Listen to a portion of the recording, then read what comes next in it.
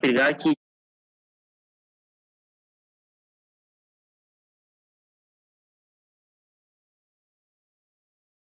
Uh,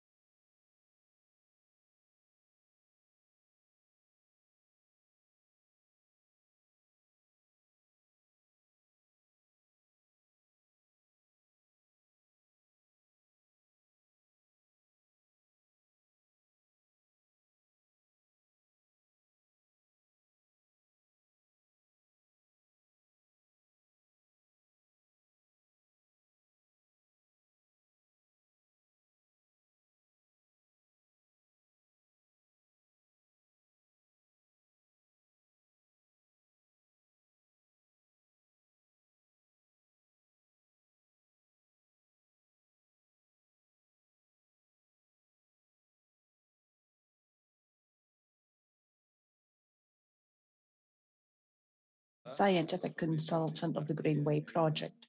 It is my great honor to invite you to today's opening event. First of all, I would like to thank the representatives of the European Economic Area, because without this financing tool, we would not be able to do all we've done.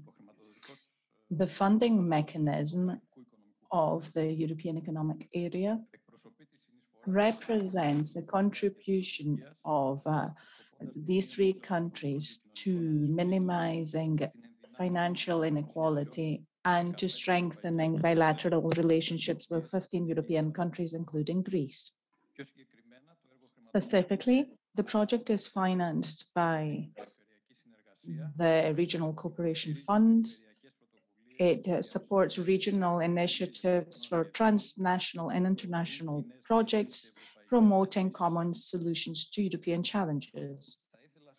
I would like to thank the region of Western Greece, the municipality of Mesologi, the Waters Department, Mrs. Pirikaki, the president of the Administration Authority for Messolongi Waters, and Mr. Akanandis for his participation in today's event.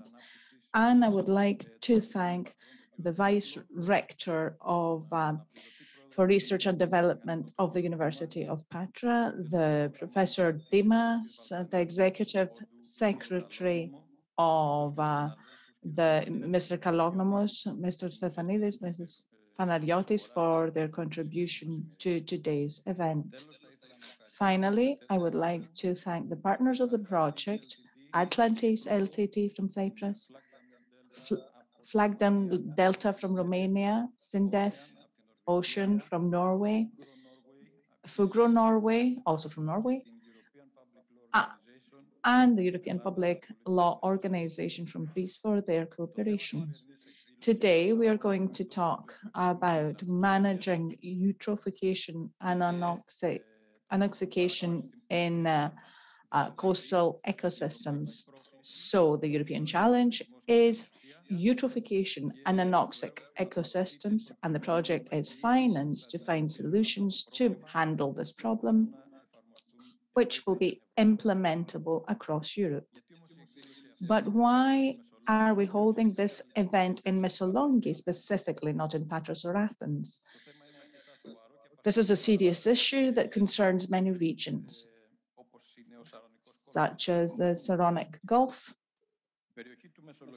The region of Missolonghi and Etoliko, especially the lagoon, has intense eutrophication problems, and it has anoxic problems in Etoliko.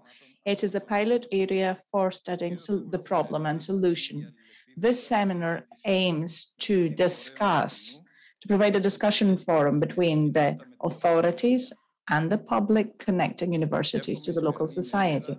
I hope that today's event will be useful for our audience. and that the proposals it's going to present will allow for solutions in the local society. I would like to thank our audience for being here, no matter where they're attending from, because I know that we can't all be here because of the pandemic. Now, I would like to welcome Mr. Stephanie, who is a professor of the Department of Civil Engineering, who is responsible for the finances of the project. Mr. Stefanidis.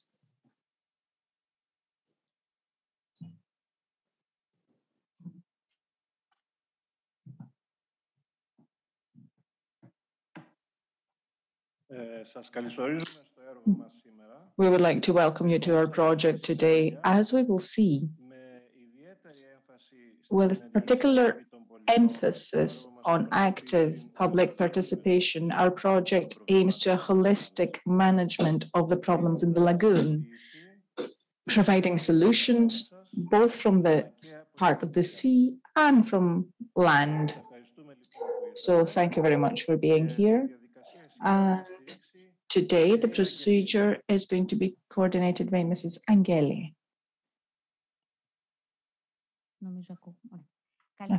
Good morning. I am Olivia Angeli. I am a doctoral researcher, and I'm a researcher at the University of Patras. I would like to welcome you to today's event. So at this point, we can proceed to a short welcome by Mr. Athanasios Dimas, a professor and at the Department of Civil Engineering. Good morning. On behalf of everyone at the department, I would like to welcome you to this seminar, this event. The research activities are a significant part of our department's activities, apart from education. And of course, we are very happy whenever we can see these research activities become international, such as in this case, and especially when they have a relatively social nature. So I hope that you will have a very successful event today. And I also hope that we will find successful solutions through this project. I would like to welcome you. Thank you. Thank you very much, Mr. Dimas. At this point, I would like to welcome Mr. Panagiotis Dimopoulos, a professor and the Vice Rector for Research and Development of the University of Patras. Good morning. On behalf of the University of Patras, as Vice Rector for Research and Development and as a biologist, I'm very happy that we are managing at the Research Committee of the University this very innovative project which highlights the abilities of our research team through headed by Eutrophios Zacharias. And as a university in general, we have great capacity and great research skills in promoting research and innovation. At the same time, this covers an issue in an integrated manner. So it's an existing problem faced through innovative tools based on nature-based solutions. So this provides solutions that approach the issue in a holistic fashion, integrated in a comprehensive manner, and not through fragmented approaches. So this kind of project is very important for our university. We hope that everything will go well and that the project will be successful. It's the first event on this, so it's important for this to be embraced by local societies through participative consultation to have the best possible result for the project. Congratulations. I wish you success. Thank you very much, Mr. Dimopoulos. We now have the great honor to have with us online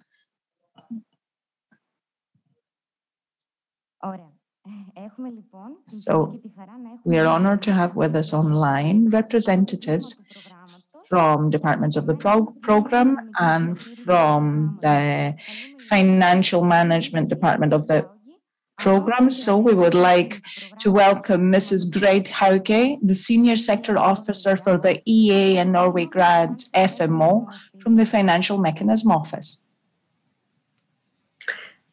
Thank you so much, and Kalimera, all. Very nice to see you. I wish I could be there with you in Messalongi. I lived in northern Greece for a few years, and I'm a very active bird watcher, and Messalongi was one of the areas where I very much wanted to go. But you'll have to wait until we can overcome the current problems with the pandemic. I have made a very brief presentation on the EA and Norway grants that I would like to share with you here.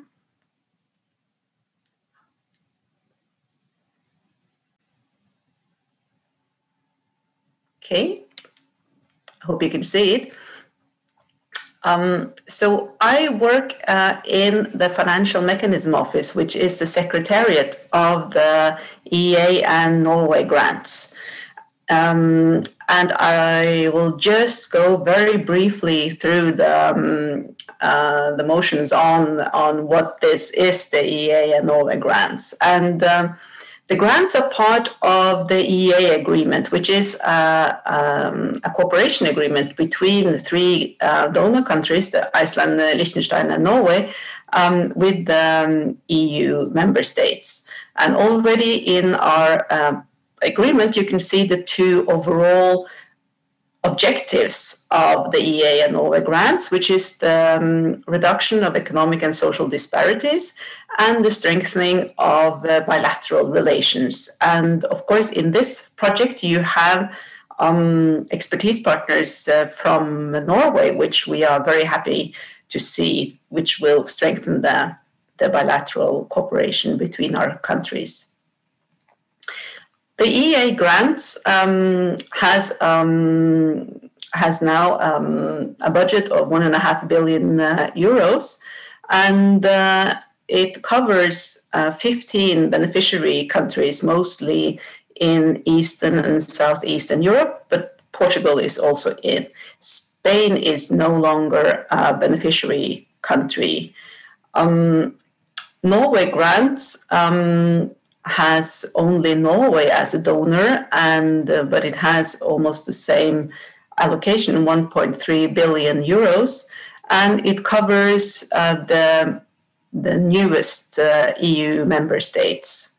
So as you can see, Greece, for instance, is not covered by Norway grants.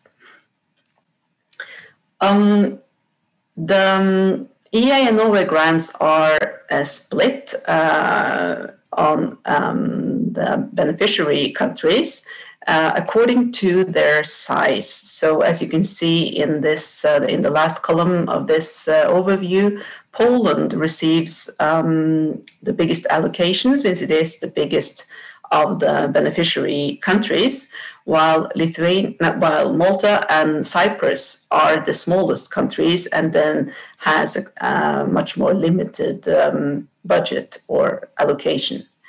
And at the bottom there, you could see the regional funds. These are two funds. It's the Fund for Youth Employment and the Fund for Regional Cooperation, which is the fund that is funding this project.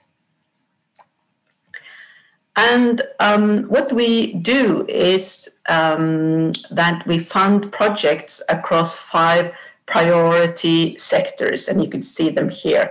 Innovation and research is the biggest sector, and but also culture, civil society, and good governance, and environment and energy are big sectors. And within these priority sectors, there are program areas, and one of those program areas is environment and ecosystems, which your project is linked to. So the regional funds here, 93 million here, it's the net allocation. Here you can see there are the two new funds that are new for this financing period, the Fund for Youth Employment and the Fund for Regional Cooperation. Very quickly on the Fund for Regional Cooperation, this is a novelty within the EA and Norway Grants. So you are the first project to receive funds under this fund. There are now 18 projects in implementation. The 19th is soon to be signed. So we will have 19 projects very soon in implementation. And as you may know, there was a lot of interest for this fund when we had the open call for proposals.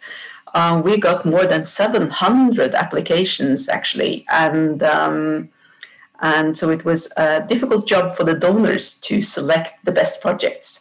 So it's a very exclusive list that we have now with the final selection of projects. So we are, of course, extremely happy to see you here today, that you have launched your project, and we look so much forward to following you and seeing how you work, how you cooperate, and see the results of this project. What is a bit special about the Fund for Regional Cooperation is that it not only involves the beneficiary countries of the EEA and Norway grants, but also 10 non-EEA countries that are bordering the European Union. And these are from Russia in the north to Turkey in the south. So in this project, you don't have any of these countries in as project partners, but many of the other 18 projects have partners from non-EEA countries, which of course also underline that the problems that also this BLUE-GREENWay project addresses are truly European, they are truly cross-border, they are international challenges that we need to cooperate to solve. That was what I had. Thank you so much for inviting me to this launch, and I'm very much looking forward to listening to you in this webinar. Thank you. Ms. Hagi, thank you very much for managing to be here even from afar in today's event. And at this point, I would like to invite Mr. Gianluca Mombarda, the Fund Director for the EA and Norway Funds for Regional Cooperation and Fund for Youth Employment. Kalimera, good morning. Good morning, everybody. I'm really happy to be here. Thank you for having invited me. Well, let's say that Grete has already basically presented the two funds we are managing for on this cooperation, the WEA Norway grants, which are, I mean, the Fund for Youth Employment and the Regional Cooperation Fund. The data that has already been provided by Grete are all there. I'd just like to add that let me show you a little bit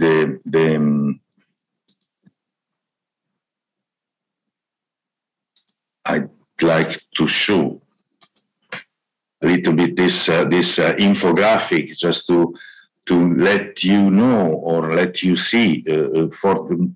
More likely it is very small, but here you can see more or less. You can see exactly how the funds, how the project has been distributed geographically, and as Grete said, 8 of the 10 countries: North Macedonia, Serbia, Albania, Bosnia-Herzegovina, Montenegro, Ukraine, Russia, and Turkey.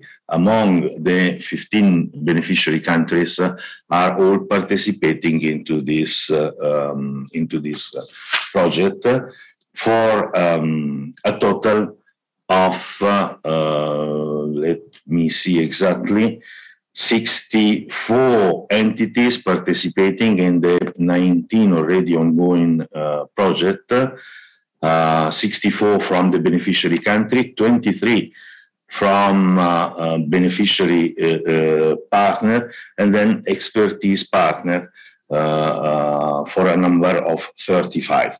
So heavily involvement of 141 project partners implementing those 19 projects already ongoing. Out of them, 13 projects, we have already approved the first report. So even though the project they started, most of the projects started already last year, and they are actually even working.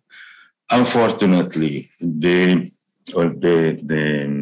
situation, the COVID situation, did not allow us to organize, as we were originally planning, a meeting all together, as we did for the Youth Employment Fund, as we were planning to do it. We have some discussion internally on how to organize our first meeting for the whole project of the regional cooperation, which will be more likely around November. Still, we do not know how it will be organized. Certainly, the regional cooperation, as Grete was saying, is very, on one side, small, because it's involving only about 30 million of funding, but we have 5 main sectors. So we have 5 projects in innovation, 2 projects in social inclusion, 7 projects, and you are among those 7, on environment, and then we have also culture and civil society, good governance, together with 4 projects and 3 projects on justice and home affairs. So the variety, the diversity of all those projects is something which is really, really interesting, and particularly on our view, because we have seen in most of those projects that the attention to youth is particularly interesting. And as I said at the real beginning, we also manage the Youth Employment Fund. So there are certain and a lot of activities where the regional cooperation and the youth employment will be put together. And we hope to do this in November. I do not know if I cover everything, if I forget something. I have to inform you that unfortunately at around 11, I will have to leave, unfortunately, for another meeting, which was already planned today. So I will be here with you till 11 o'clock, and I'm really again thanking you for the invitation, and hope to be able one day or the other to meet all of you in person. Thank you. Thank you very much, and we hope to be able to see you face to face at some point. At this point, let's move on to the greetings from the local authorities. So at this point, I would like to invite Mr. Fokion Zaimis, Vice Governor of the region of Western Greece, who managed to be here online. Thank you very much, dear Mayor, dear Vice Rector, Mr. Zacharias, Mr. Stefanidis, Mrs. Pirikaki, Mrs. Angeli, dear friends from abroad, Mrs. Grete Hathaway, Mr. Gianluca Bombarda. Dear friends, it is my pleasure to be at this event today, because even if we did not have this project, we should discover it. It's very important.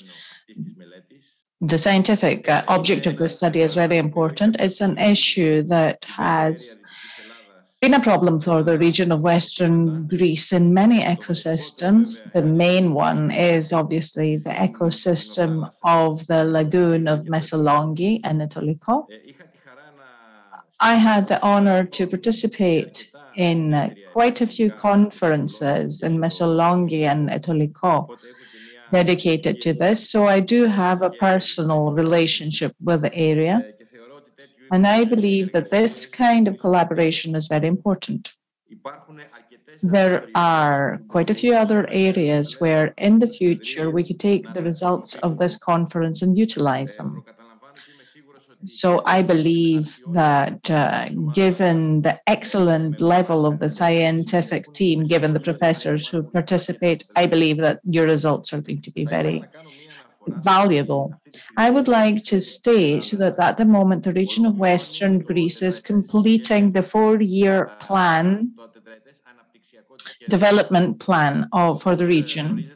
As you know, this includes a series of initiatives, a series of actions, and at the moment, we are trying, there's a fermentation, a consultation, an exchange of views. So the timing of this event is fantastic.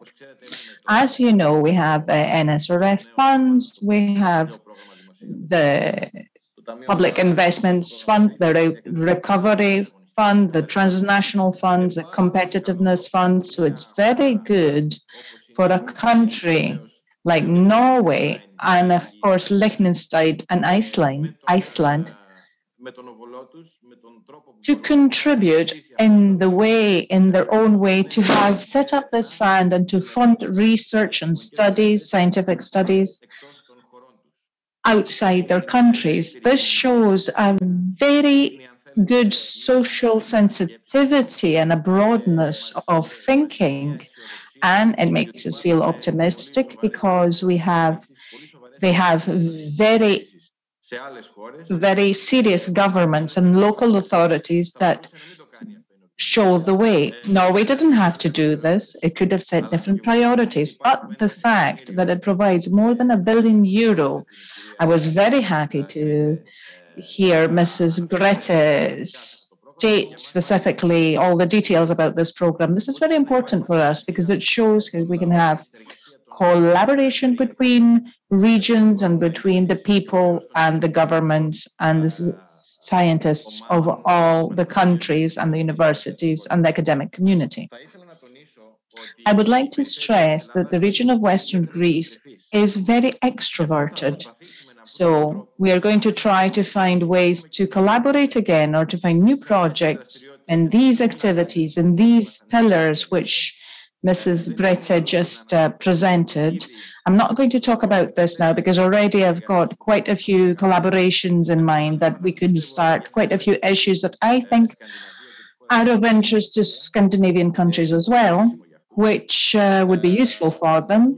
So I would like to say that we have tried to have our eyes and ears open to all possible collaborations. Personally, I am honored to be the vice president of the Mediterranean Committee of the Coastal Regions Association. So in this capacity as well, I will try to convey the results of today's project. It's very important to promote Greek scientists in all networks that we have, not only to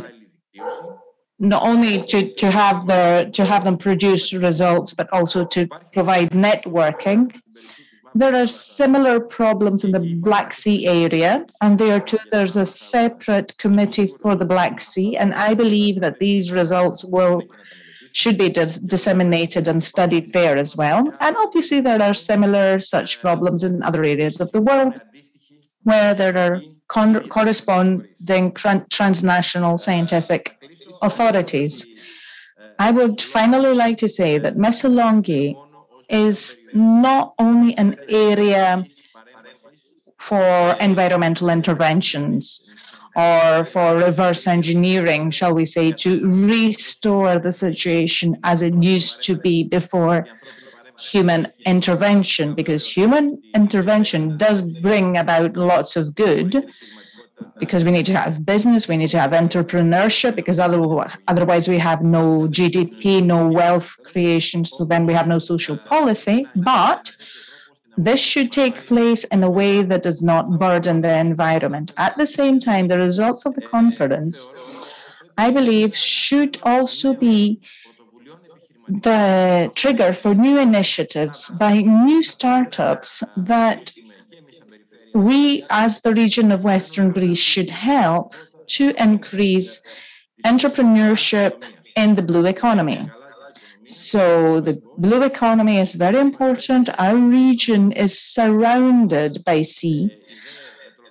Especially Eutrophication has the longest water reserves in Greece, in lagoons and lakes and rivers, and this is very important. And I believe that there should be an effort to couple the results of this research with young people, with young students from the universities who will try to put into action through business and with the help of financing tools the results of this conference, if possible. Thank you very much. I hope everything goes well. I wish I could be there today as well. Thank you very much, Mr. Zaimis. At this point, we will move on to our next speaker, and we would like to welcome Mrs. Katsota, the representative of Mr. Konstantinos Liros, the mayor of Messaloniki.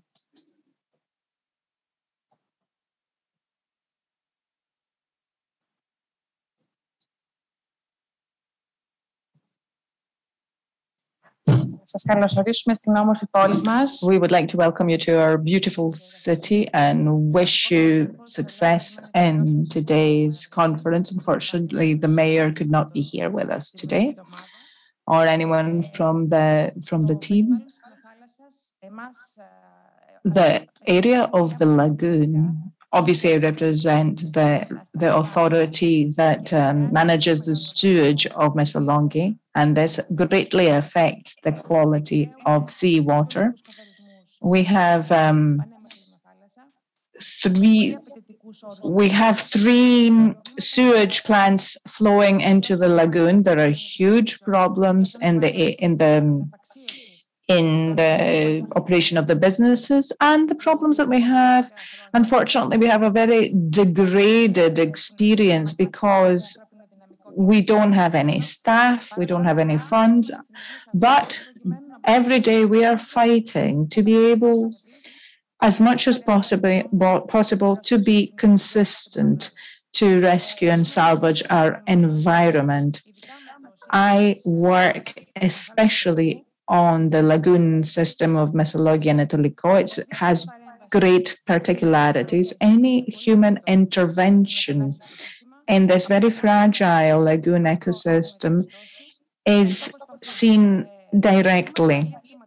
We are using financing tools to manage and to improve our facilities and to create measures and perhaps new solutions to remove sources of pollution from this fragile environment. We hope, with the help of society and the region as well, that we will finance projects to remove pollutants so as to improve the conditions there. Thank you very much. I hope everything goes well. Thank you very much for managing to be here today. At this point, I would like to invite the head of the management body of Messaloniki Lagoon, the Messaloniki Lagoon area, Mr. Fotis Pergandis.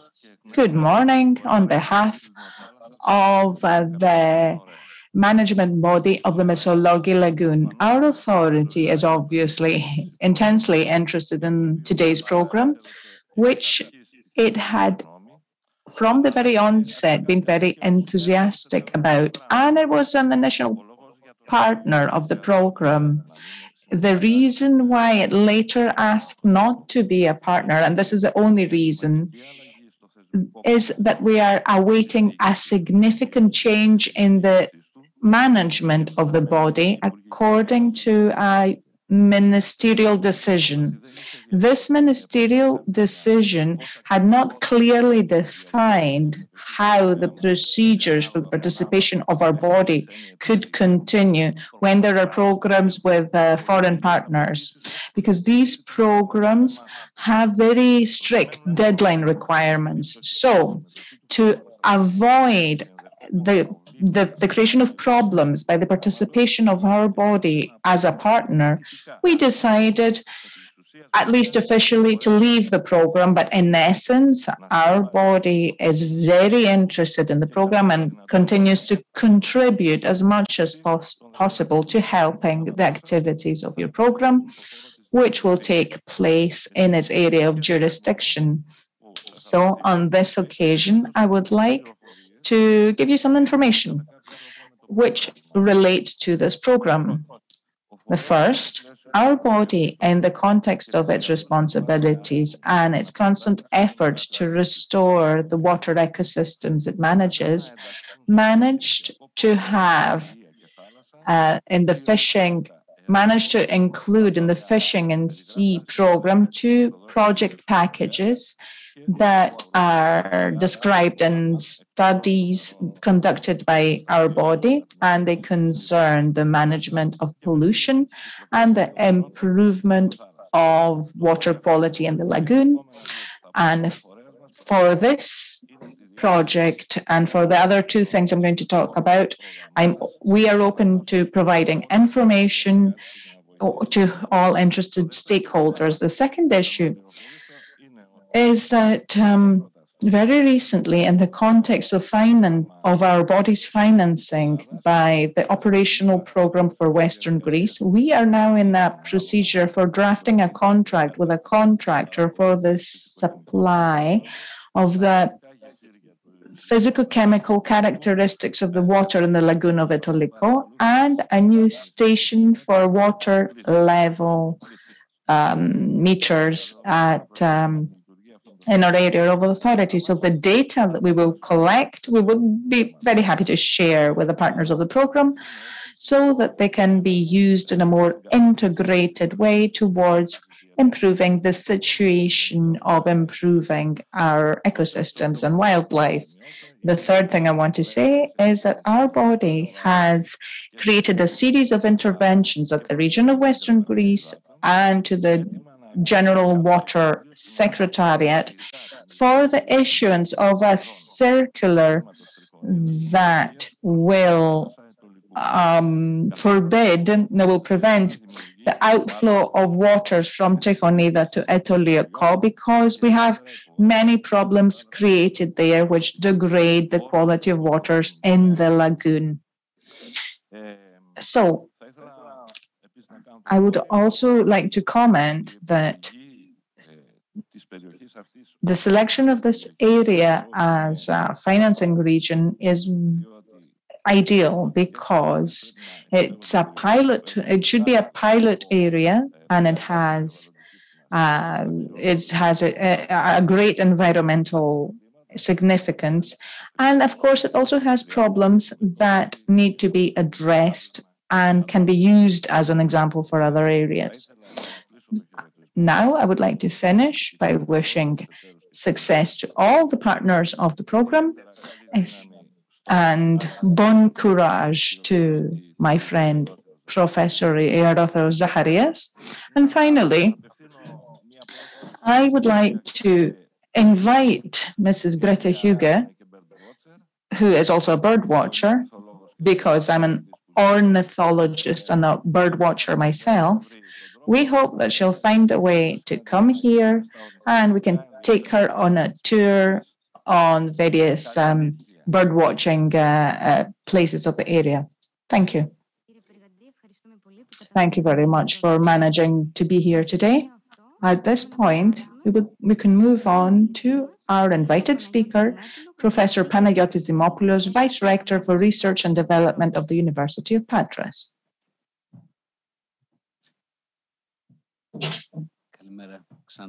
Good morning again to everyone.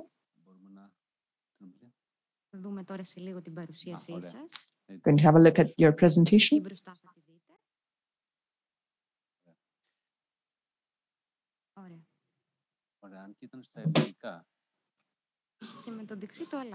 Okay. My presentation wasn't. Anyway, today I'm going to speak about the prospects, ecosystem services as prospects for environmental conservation and human well-being. I think it was in Greek. I think you've put the English version.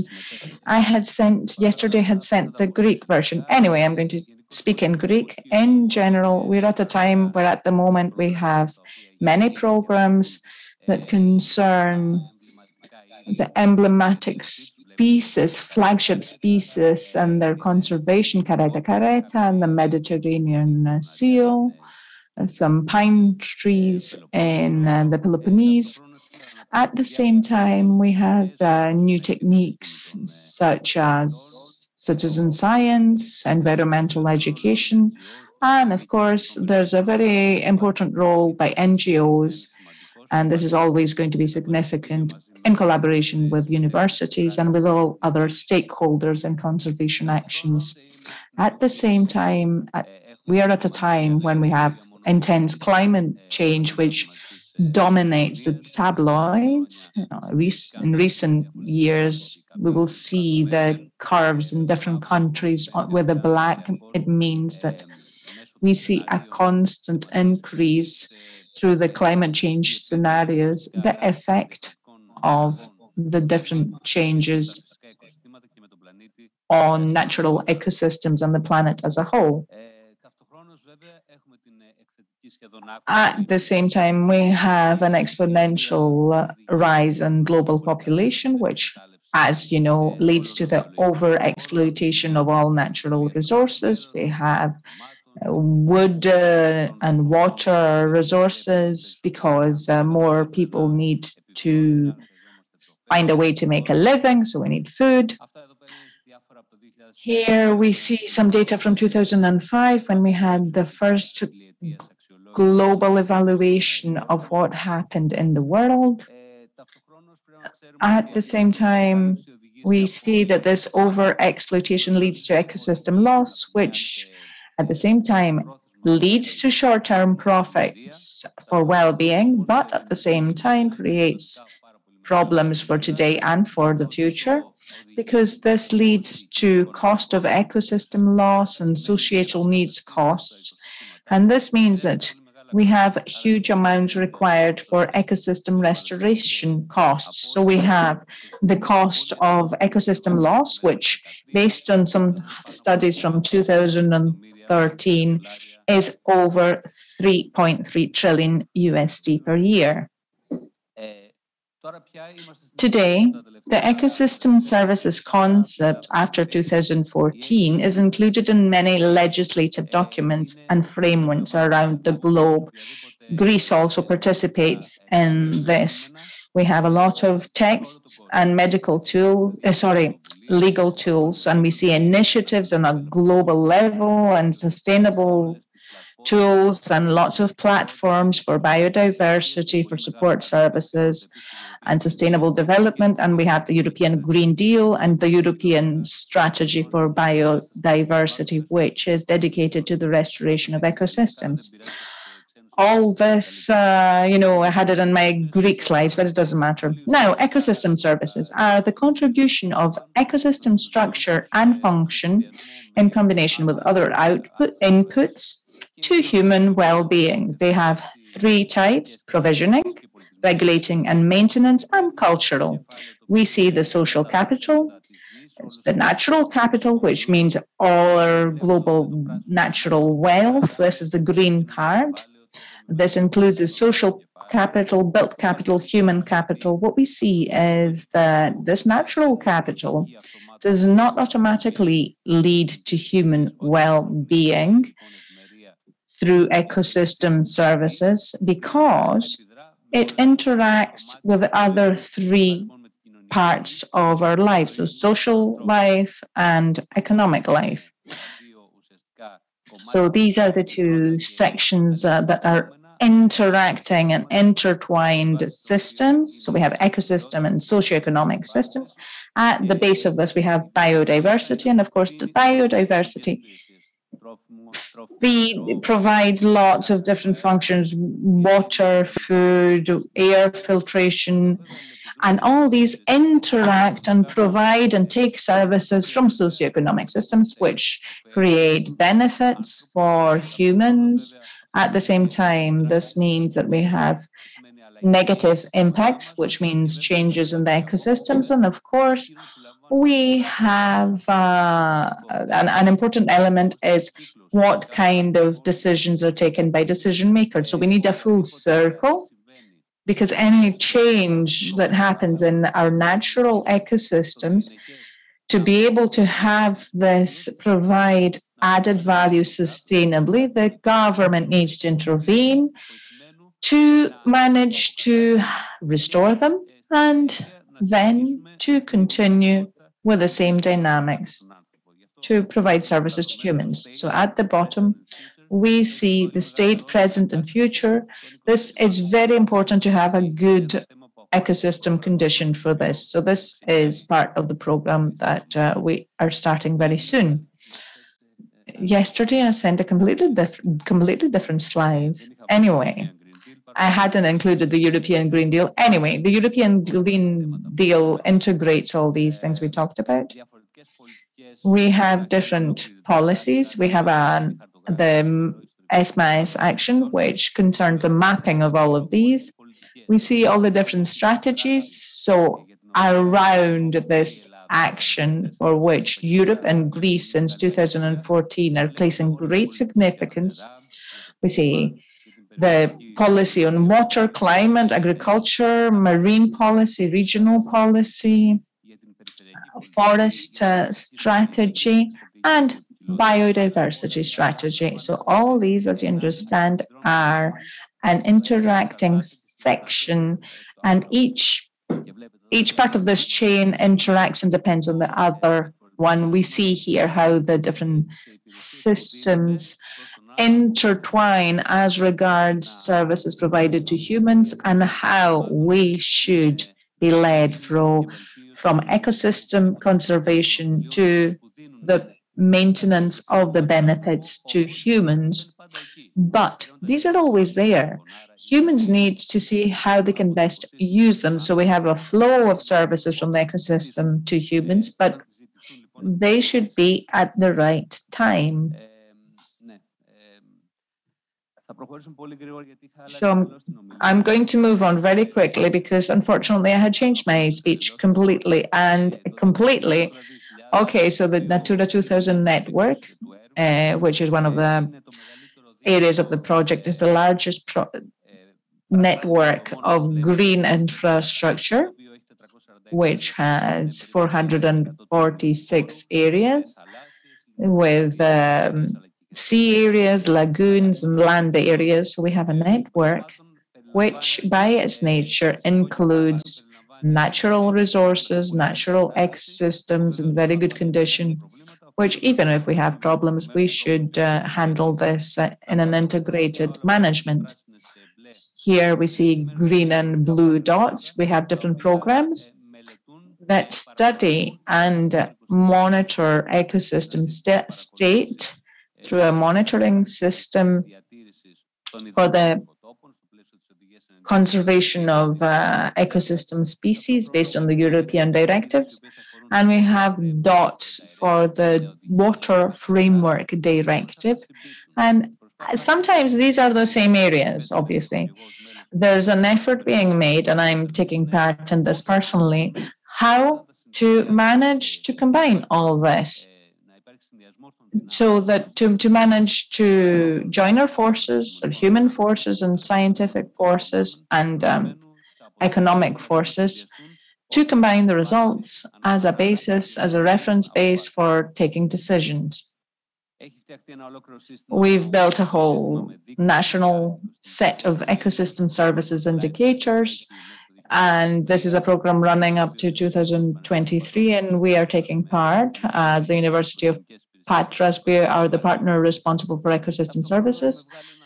We have also created an indicator which is environmental condition indicator. It has weight factors for environmental quality and for various ecosystem variables. This took place through a platform created at the University of Patras, which includes all ecosystems. It's for tablets and mobile phones. And you can select the ecosystem you want and fill in information concerning its condition of the ecosystem. As I said, as a function of the data of the ecosystem, function, threats, operation, and then it has a tool for ecosystem services, which depending on the user of the field, we don't do this from home, we don't do this at the office, we go on site and we provide information. With my team, we are trying to fill in mapped data from various areas in Greece to be able to have a great overview of ecosystem services. We are finishing with the Peloponnese and we're going to move on to Epirus and Western Greece. So I'm not going to talk about all this, but we see based on the indicators we have created, we see for example, the indicator coastal protection from floods. This is very significant. It's a significant cost-related issue because anything that is lost for environmental restoration, all this money, it means money lost for social services. So the better the condition of the ecosystems, the lesser the cost for restoration, which means that this money can be used for social services. So moving on, we see the lagoon of Mesologia Toliko covered by the Natura 2000 network. We're going to make use of this data to map the ecosystem. We are dividing it based on the ecosystem types, and we are going to complete the map of ecosystems throughout the country, not only in protected areas, but everywhere. We have here we see a system for the optimization of EU-driven monitoring schemes. So one of the areas was Mesolongi, the broader area of Mesologia Toliko. So here we see what I really wanted to say to sum up is that we see that the natural capital at the base of everything we do, and to have a euphoric management system, we need to have assessment and monitoring systems for the natural environment and for the cultural environment. Then the socio-economic environment to recognize and assess the support services offered, to have management plans, which after 2022 will start to be applied in all protected areas of Greece. And of course, all these are policy-making tools.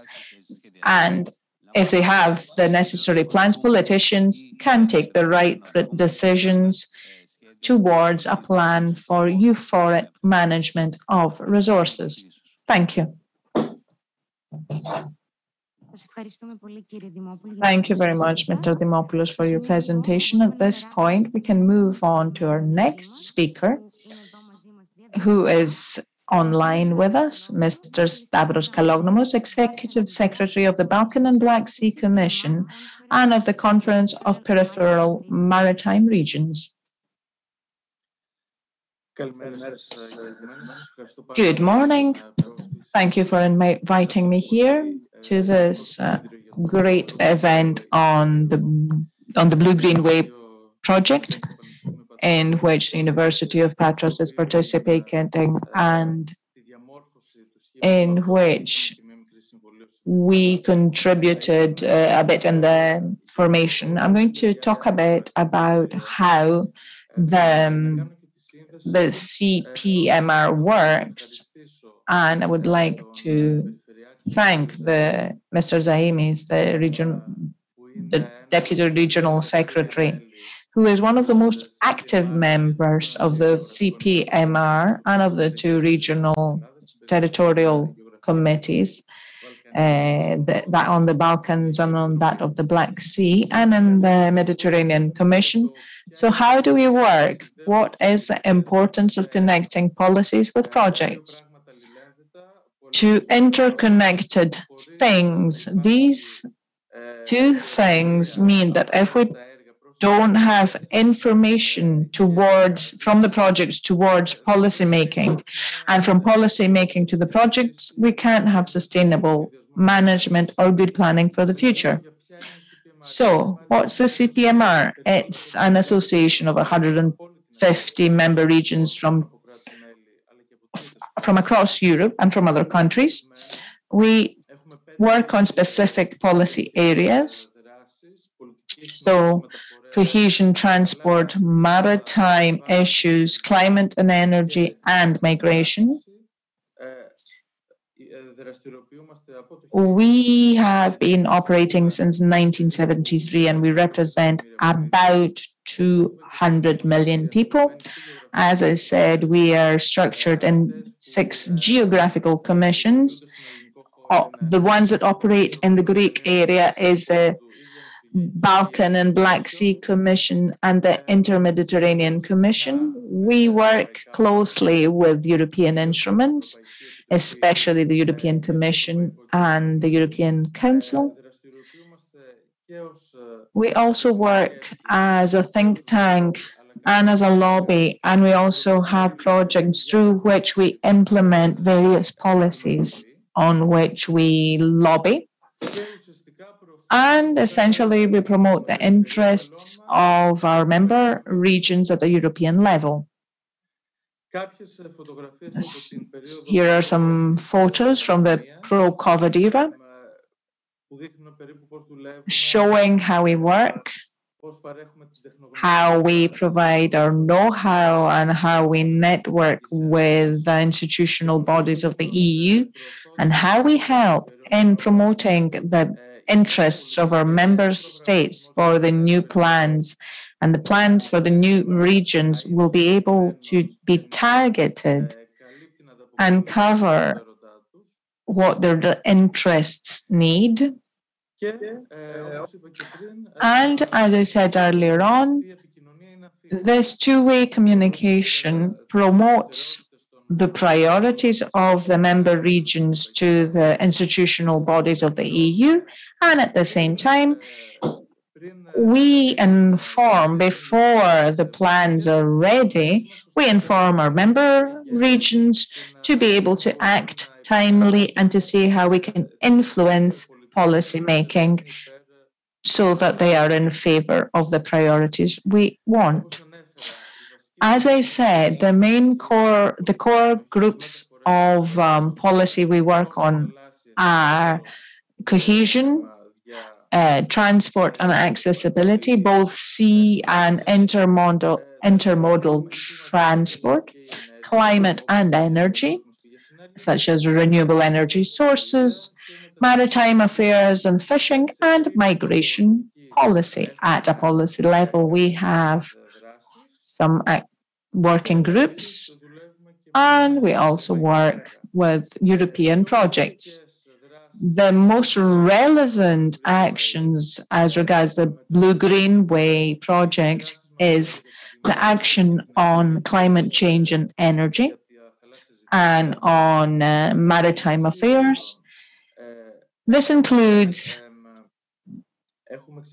we have started the Regions Act initiative with the participation of member regions of the CPMR, including the region of Western Greece. And this initiative concerns climate neutrality, and amongst other things, amongst its member state regions, some members, such as Valencia in Spain, contribute also at a level of strategy in managing waters and waste. This initiative is an intense collaboration on the specific issues. So, members of the CPMR, such as the region of Western Greece, for which climate change is a priority, can exert pressure together with the General Secretariat of our body. We can exert more pressure at a European level. We're also preparing for the summit of the EU, which is going to take place in October in Glasgow, to represent the regions, the CPMR regions better at a global level. As regards maritime affairs and fishing, CPMR collaborates closely, mainly with the general secretariats of MFAB, SICARICA. So it's intergroup, so it's Mission Board Healthy Ocean Seas, Coastal and Inland Waters, which is part of the Horizon Europe. All these, we work closely with the European Commission and the European Council as regards the sea funds and the fishing funds. This is what used to be the fishing and aquaculture funds. These are a new target of the fund. At the same time, we provide secretarial support for the CIRICA intergroup of the European Council. We work through various task forces with other members towards promoting the interests of sea industries, and we take part in the group that prepared the new Horizon Europe. The representative of CPMR in this team, which up until now has managed to set the targets for 2030, is the president of the Mediterranean and Black Sea Committee. So a few things about the CIRICA, because as I understand, all these feed into each other, the lobbying, the projects, how we promote them, how we can promote them at a European level, to be able to have sustainable growth and development, or through other projects, or through improved policies at a European level. So one of the tools in this direction is the CIRICA group of the European Council. For this period, we have 107 MPs from many different members, from 23 member states. The president, Mr. Picula, is from Croatia, from the broader region in which Greece also participates, together with another 3 EU countries and 5 non-member states.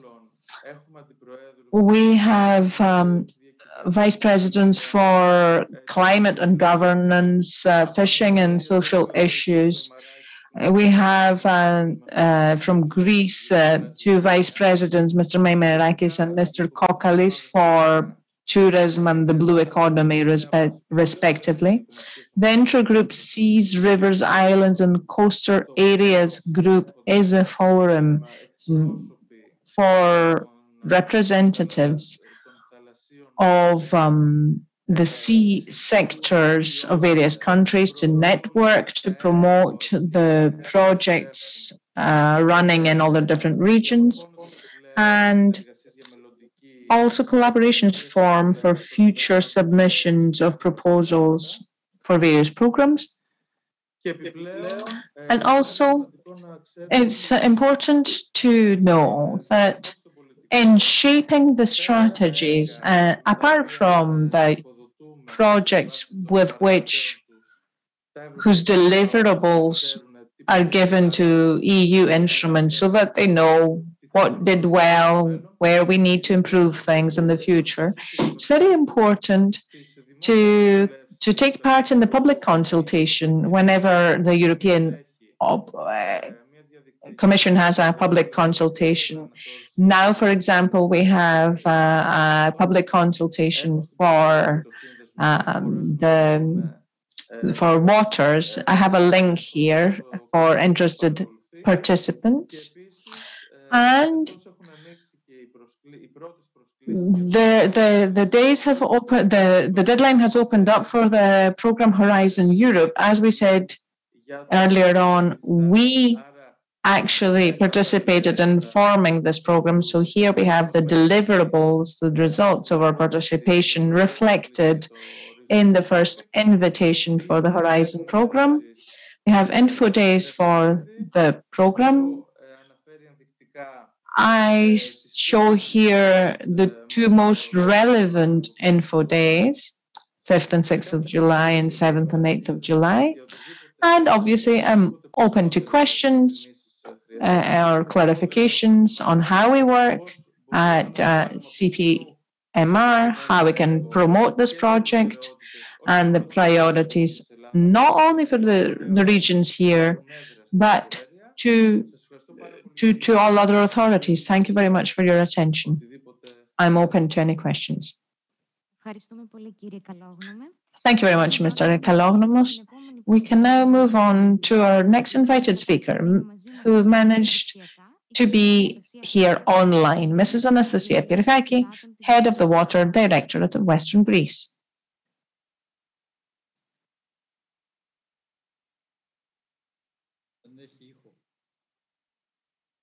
Παρακαλώ να ανοίξετε το μικρόφωνο σας γιατί δεν... Ωραία, ευχαριστούμε. Καλημέρα σε όλους. Good morning to all. I hope everything goes well today and in general for the project as a whole.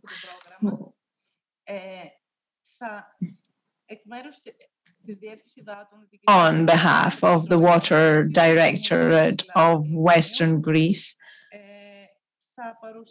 I will present the results of the management plan in summary. To give you a picture of this, I'm talking about the first revision of the management plan to see what happens finally in Etolokarnania and in Sterea Ελλάδα in general. I hope I'm doing this correctly.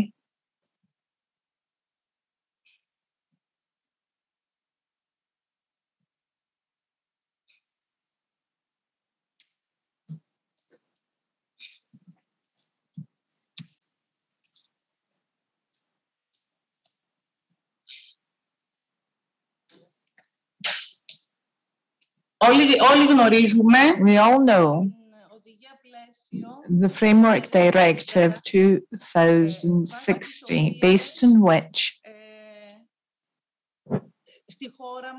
in our country we incorporated international law with a law of 2003 and a presidential decree 51, and we managed a little bit late to create the first management plan. The directive has some key targets that represent a holistic approach to water management to protect and upgrade all water bodies.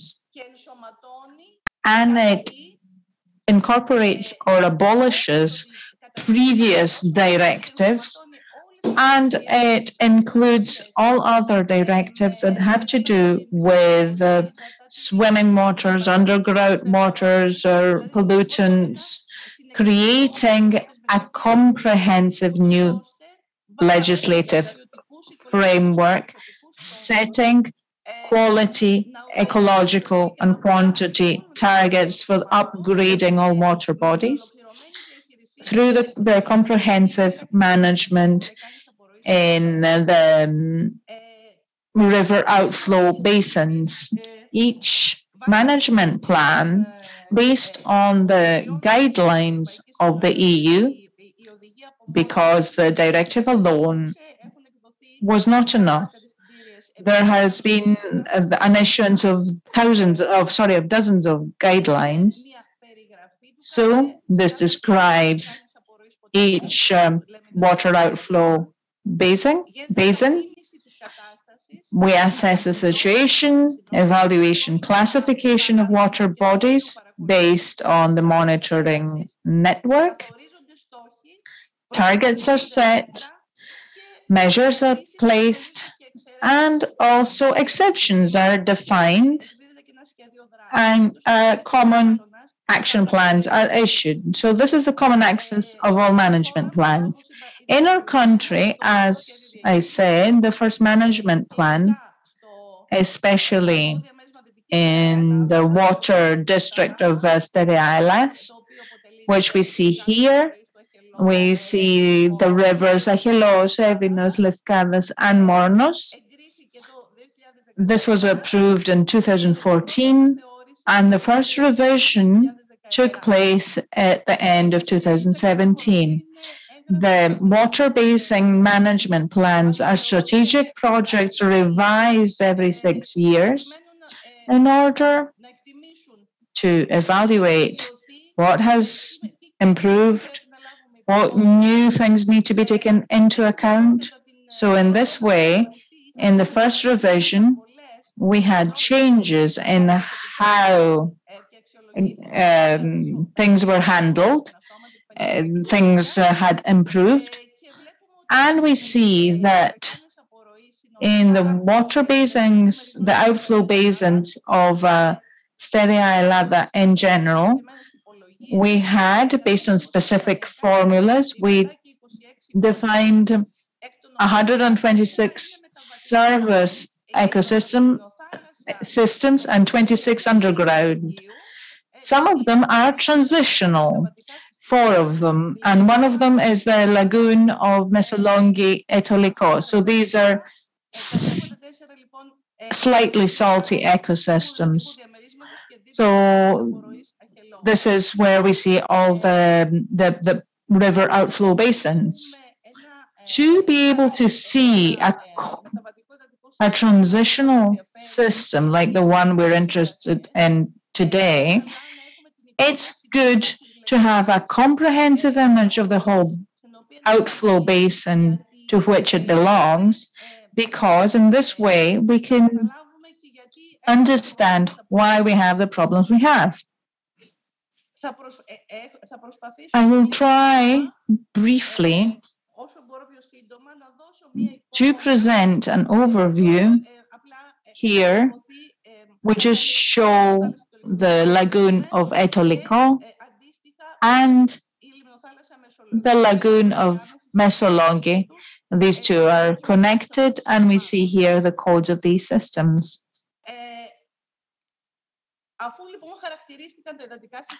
So once these were classified, the second step in creating a management plan is mapping the sources of pollution. So point sources of pollution and diffuse sources of pollution. In this case, we are interested obviously in point sources of pollution, such as sewage treatment plants, sewage outlets, large factories, industrial facilities, farms, aquaculture facilities, and also diffuse diffuse sources of pollution, such as urban waste and plant farming. Here we see a map with all sources of pollution across the area. So we see in the legend what each of these represents. So essentially, we get an overview of where the sources of pollution are kind of concentrated. And obviously, we see that they are near Achelos, the Achelos River, and quite a few in the traditional water systems that we are interested in. The total annual loads as they were accessed in BOD, N and P from these sources of pollution. We see here for the Achelos River we have the greatest load, the BOD here, TN and PT with the different colors.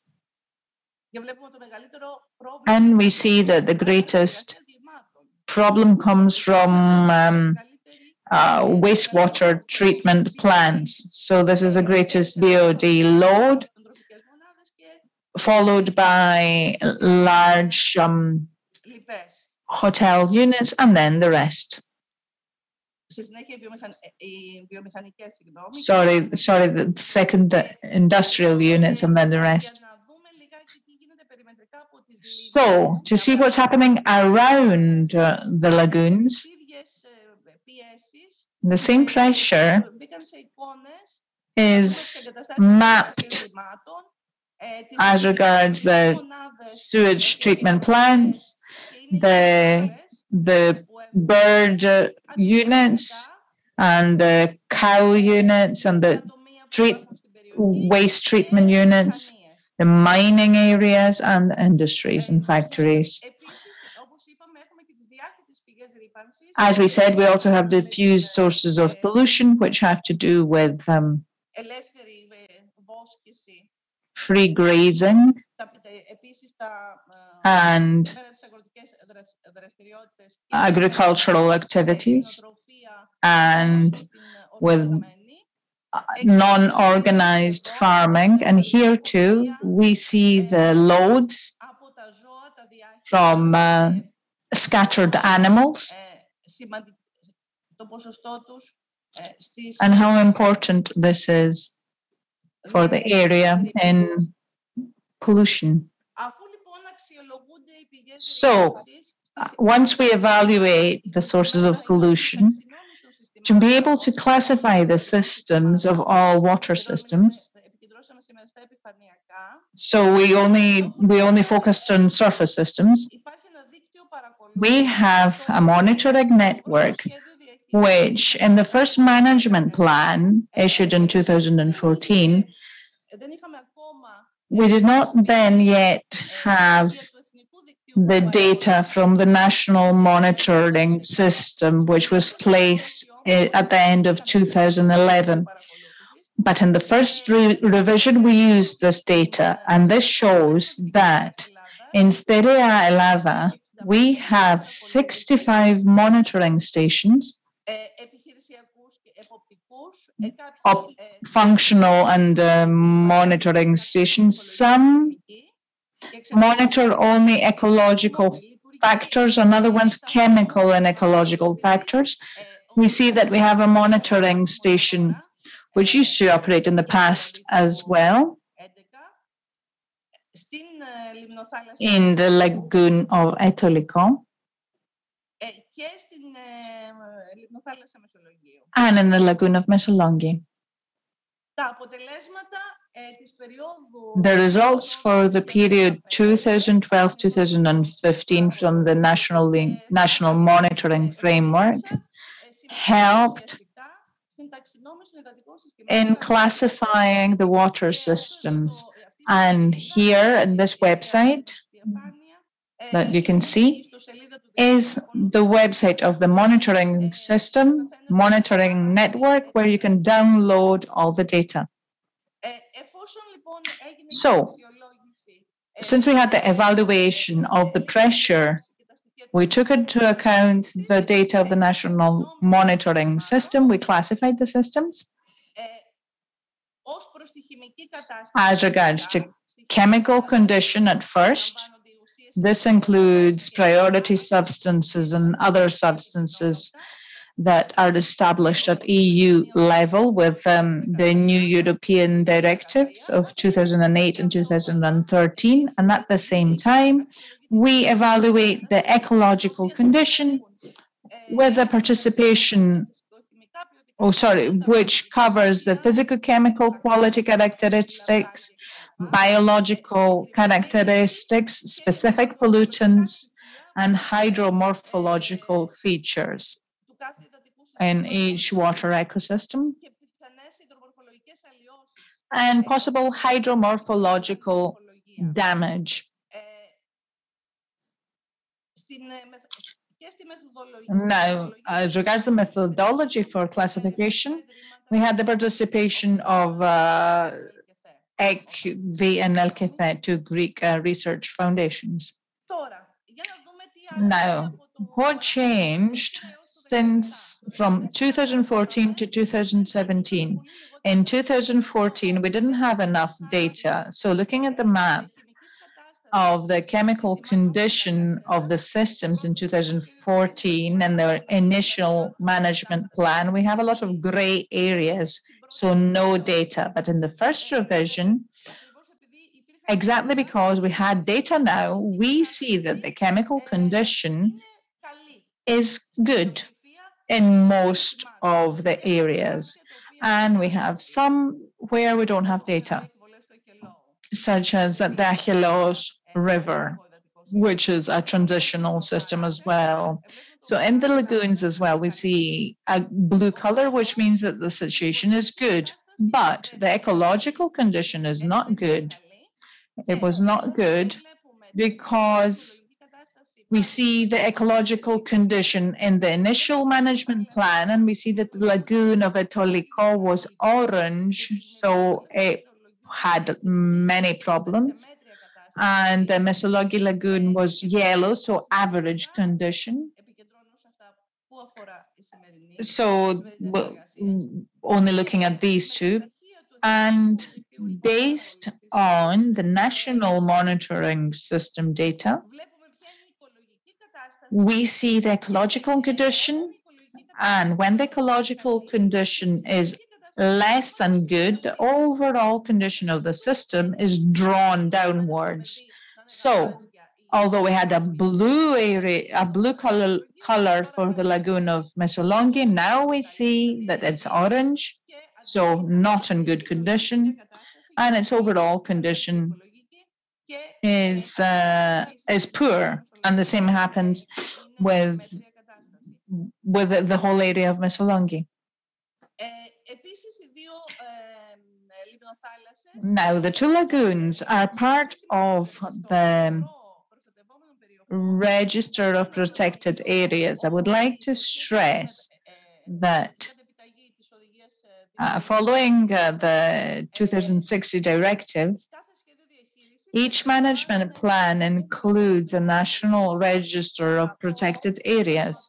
This includes the areas that concern Natura 2000 areas or Ramsar areas, but also includes areas destined for the protection of maritime species of human importance, swimming waters in this case, and we also have some internal waters, areas sensitive to the presence of pollutants. So the register of protected areas does not only cover the Natura areas.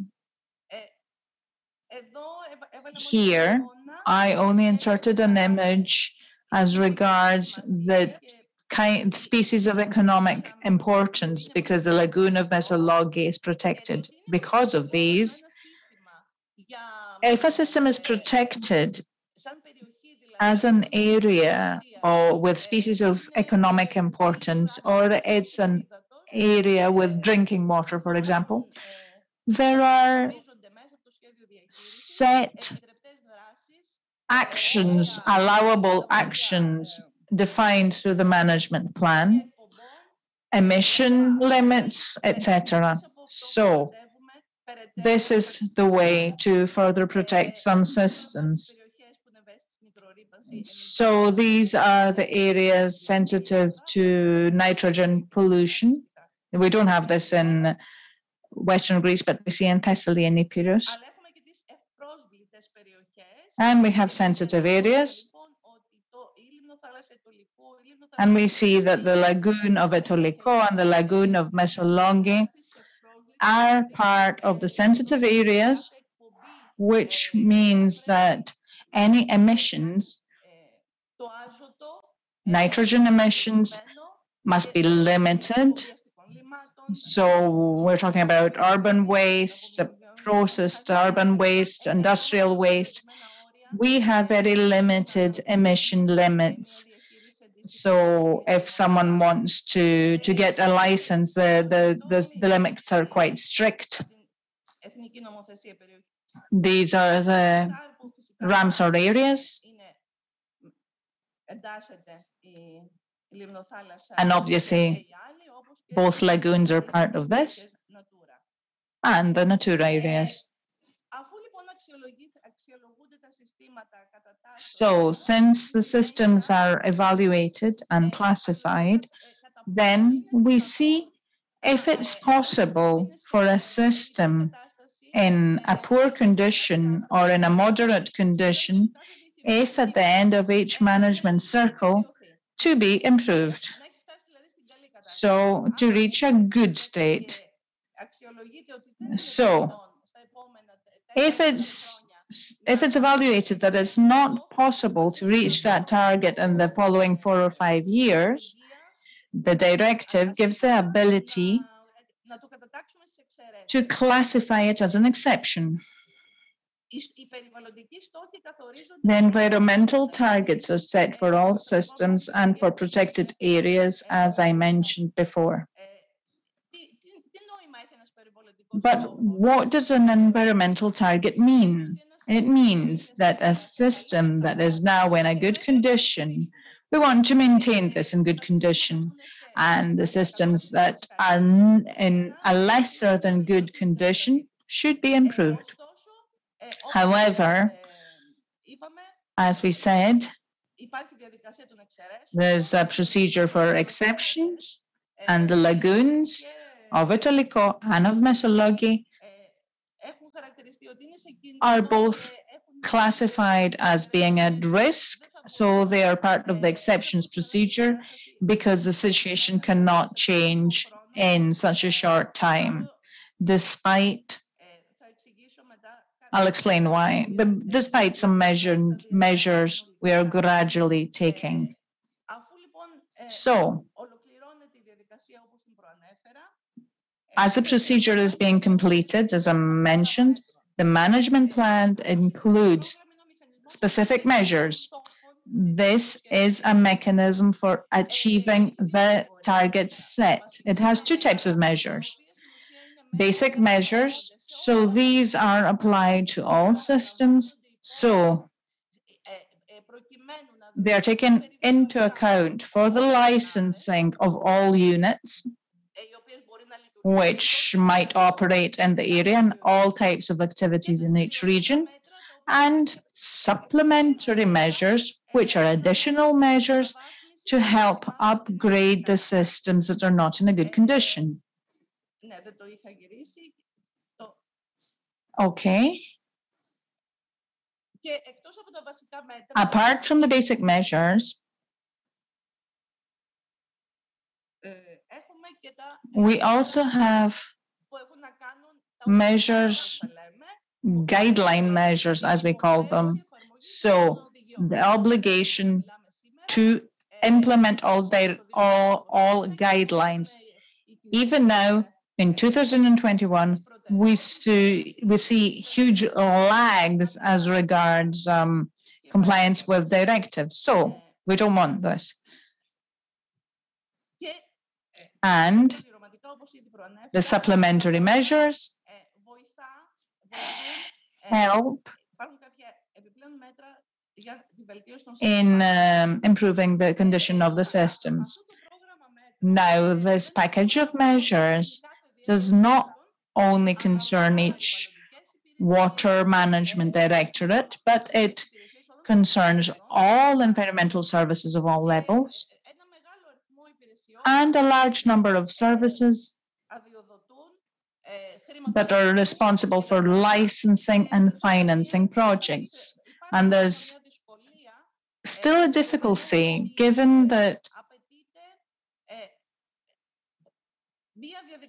we require a multi-stage procedure to manage to implement all the measures by all authorities, because in each measure might involve 2 or 3 authorities. I am going to focus on 2 measures, 2 supplementary measures, which concern the lagoons of Missolonghi and Etoliko.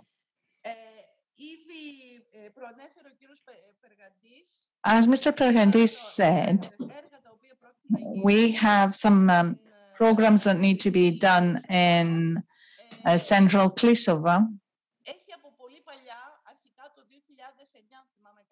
Since 2009 already, we had environmental terms which were updated in 2015, and these had studied a series of projects to improve the communication of salty and fresh water and the feeding with fresh water from the pumping stations. And because, as Mr. Pirikaki also said, we all know that over time, we know the problems that have been created whenever we have wanted to drain waters from Lysimachia and Trechonida. I'm going back a bit here. Sorry, Mrs. Pirikaki, we're running out of time. Yeah, I'm finishing.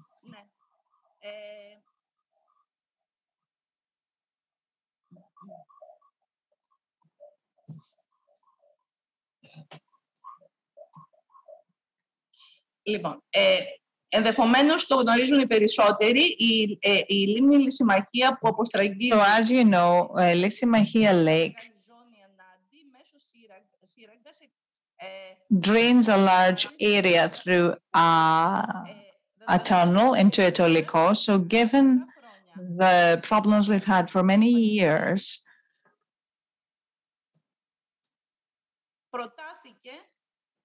a proposal was made for a measure, a supplementary measure for a study that would examine decisively if there's an ability to reopen the Lysimachia tunnel so that the public administration could issue a regulatory act. This is a pending issue, given the lack of financing. Thank you for your attention. What I want to stress is that, given the experience over all these years, we were given many weapons by this directive. We've taken lots of steps as a country, but we have to solve many issues that have to do with human resources and correct financing. Thank you very much for your attention. I hope that it didn't tire you too much. I wanted to give you an overview of what's happening at the basin in which the two lagoons operate. Thank you very much for your presentation. At this point, we can have a short break. So we'll be back around about 12. If you're here, we can actually move out to the foyer for coffee and refreshments. But let's have a picture before we go out. Thank you.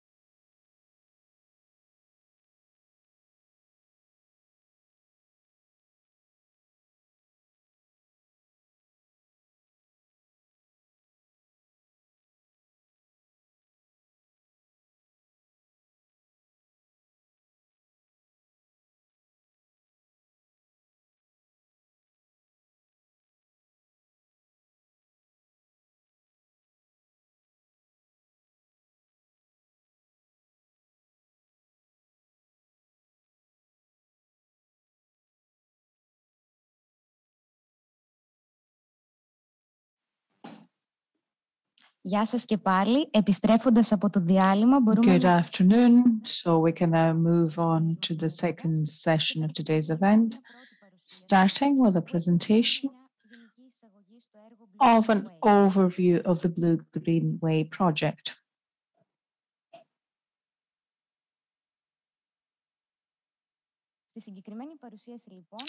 This presentation shows some general information on the project and its targets. So starting, the financing of the project is the EEA, a Norway Grants Fund for Regional Cooperation. The priority axis is the environment, energy, climate change, low carbon emissions economy. The full name of the title is BLUE-GREENWay, Innovative Solutions for Improving the Environmental Status of Eutrophic and Anoxic Coastal Ecosystems. It's headed by the LK of the University of Patras. It started in 2020, ends in 2023, covering 36 months. And its total budget is €1,559,000.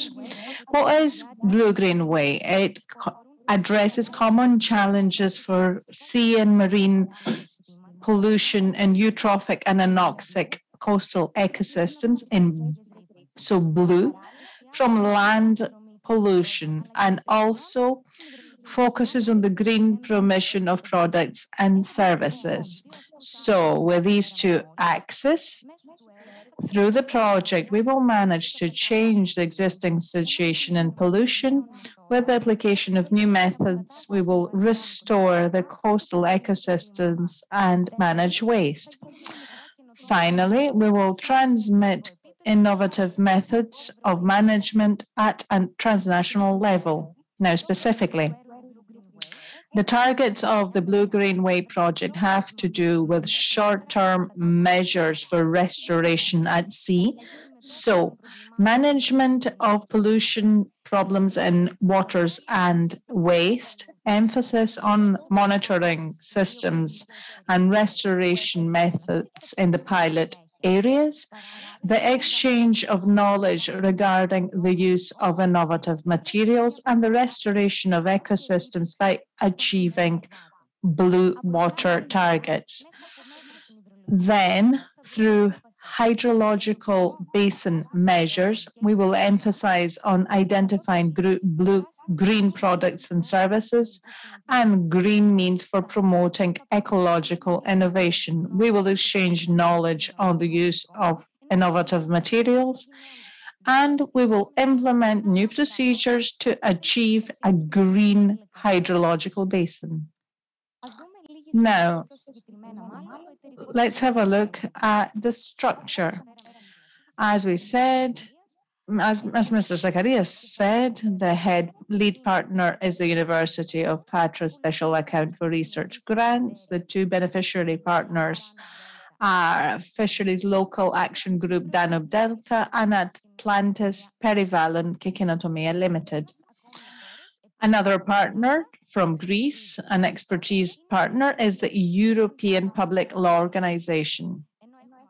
And we also have two expertise partners from Norway, Sindef Ocean and Fungo Norway AS. Now, the pilot applications are two in Greece. On the one hand, we have Mesologi Allocation. This is in Greece. Here we see two photographs of the region. And then we have another pilot area in Eupatras of Cyprus. And a photograph from there, and another one. Now, the expected results of the BLUE-GREENWay are the improvement of the environmental condition in the supported ecosystems, specifically the monitoring of the quality of water, hydrodynamic and ecological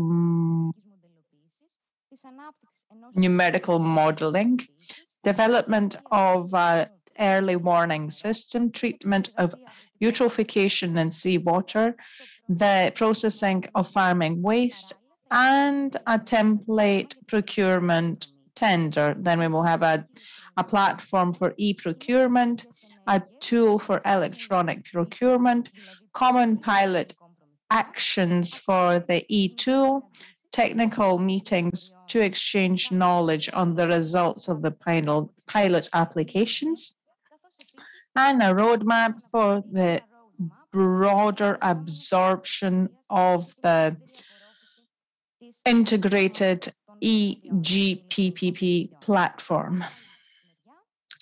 Then another target is to support collaboration and knowledge exchange between participating countries. Specifically, through living labs, we will transfer knowledge and good practices. We will create a capitalization plan, and we will transfer knowledge through seminars and capitalization workshops and increase the skills of partners through synergies and collaboration. Thank you. Now we can move on to the next section, which is a brief presentation of the partners of the Blue-Green-Way through their videos, starting with the University of Patras, and then from Romania, from Cyprus, and EPLO from Greece again.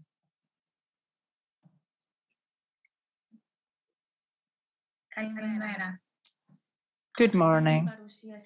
This is a presentation of the University of Patras from the Blue-Green-Way project.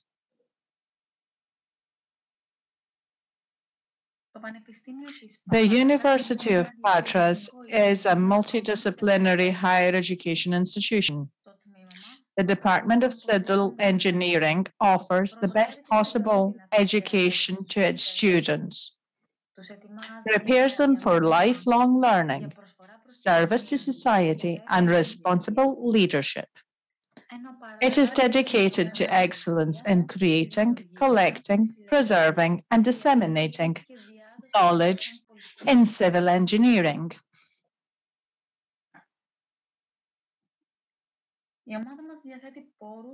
We have resources and experience for coordinating and participating in international projects, such as Interreg and other EU projects. Our team has expertise in state-of-the-art and best practices in environmental technologies, environmental engineering, ecosystem restoration, feasibility studies,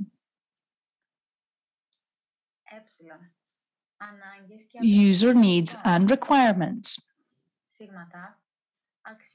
evaluation and impact analysis.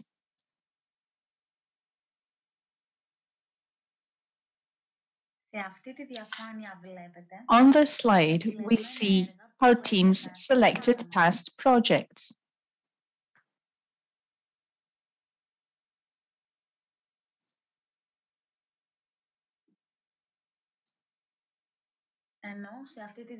On this slide, we see some of our team's ongoing projects.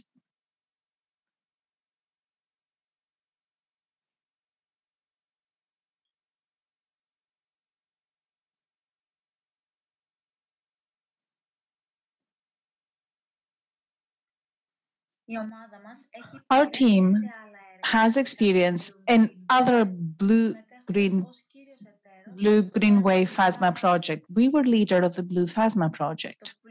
Blue Phasma is about rethinking circularity.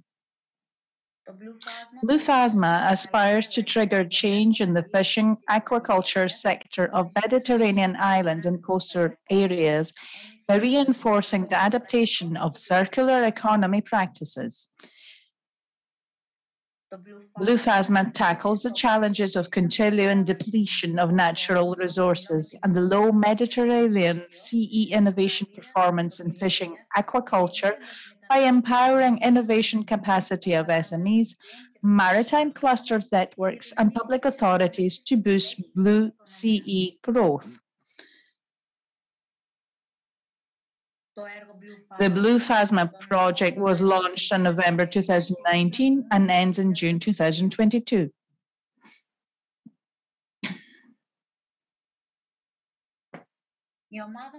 We have also been a partner in relevant environmental projects as a partner in cyber sensors for monitoring the freshwater bodies in a catchment area. LIS, Lagoon Information Systems. C, WAS for D, Water for Development. And KRIPIS, Development of a Health System and Coastal Zone Management Assistance System.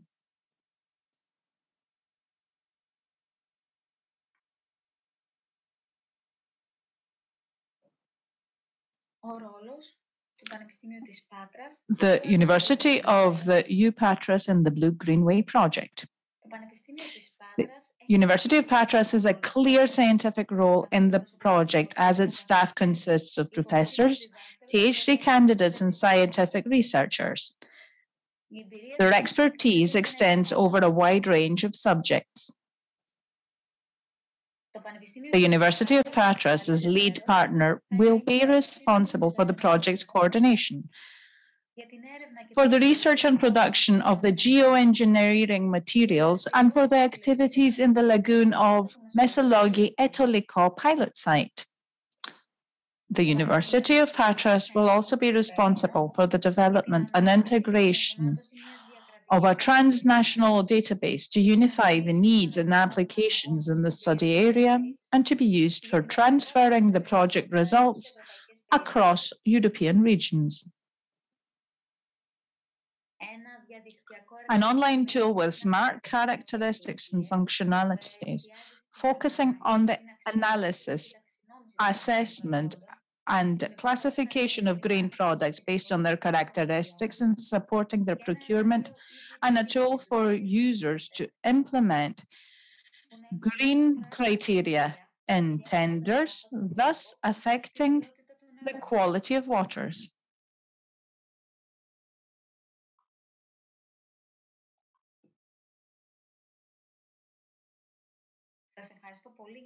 Thank you for your attention.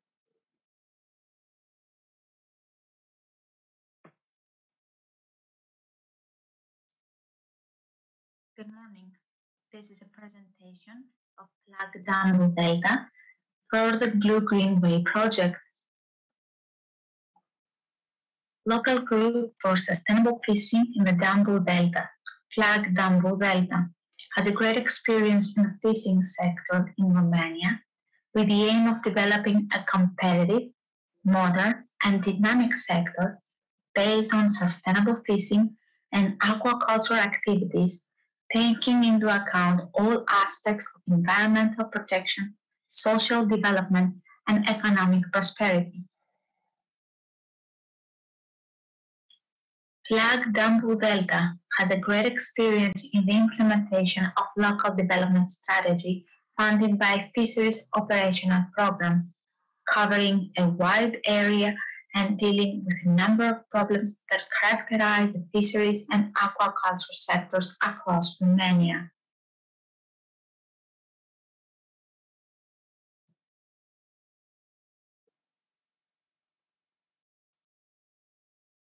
Commercial fishing has increased dramatically over the last 5 decades worldwide, and eutrophication can interact synergetically, cause an impact greater than the sum of the individual parts because of the following. 1. Commercial fishing removes filter feeding bivalves, thus reducing the ecosystem's capacity to remove excess nutrients. And 2, eutrophication simplifies food webs, making ecosystems more vulnerable, forcing from commercial fishing. Flag Dambu Delta is an NGO with research activities in the restoration of the ecosystem Dambu Delta. Flag Dambu Delta can learn from BLUE-GREENWAY innovative solutions for combating eutrophication and anoxia in order to disseminate the project results in the Dambu Delta area, which over many years is suffering from both of these problems, since Black and Baltic Seas have the greatest eutrophication and anoxia problems in Europe.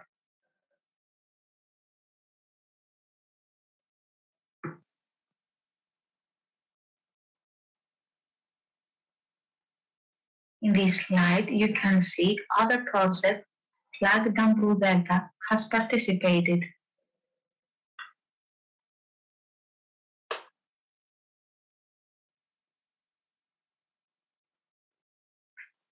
Flag Dambu Delta role in the BLUE-GREENWAY project. Fisheries Local Action Group Dambu Delta, Flag Dambu Delta, is a work package leader of Working Package 2, Communication. Flag Dambu Delta's role in the BLUE-GREENWAY project is to develop a communication plan presenting a common methodology for communication and dissemination to diffuse the project activities, achievements, and outcomes. Aiming to connect the project and the public, the partners involve stakeholders in project activities and achieve sustainability and transfeasibility of the project's results. In close interaction with other project partners, FLAG will be responsible for dissemination actions of project results in order to inform their members and all other target groups on the innovative solutions presented by the project. They will also be responsible for the development of a toolkit of educational material that will be available for knowledge sharing.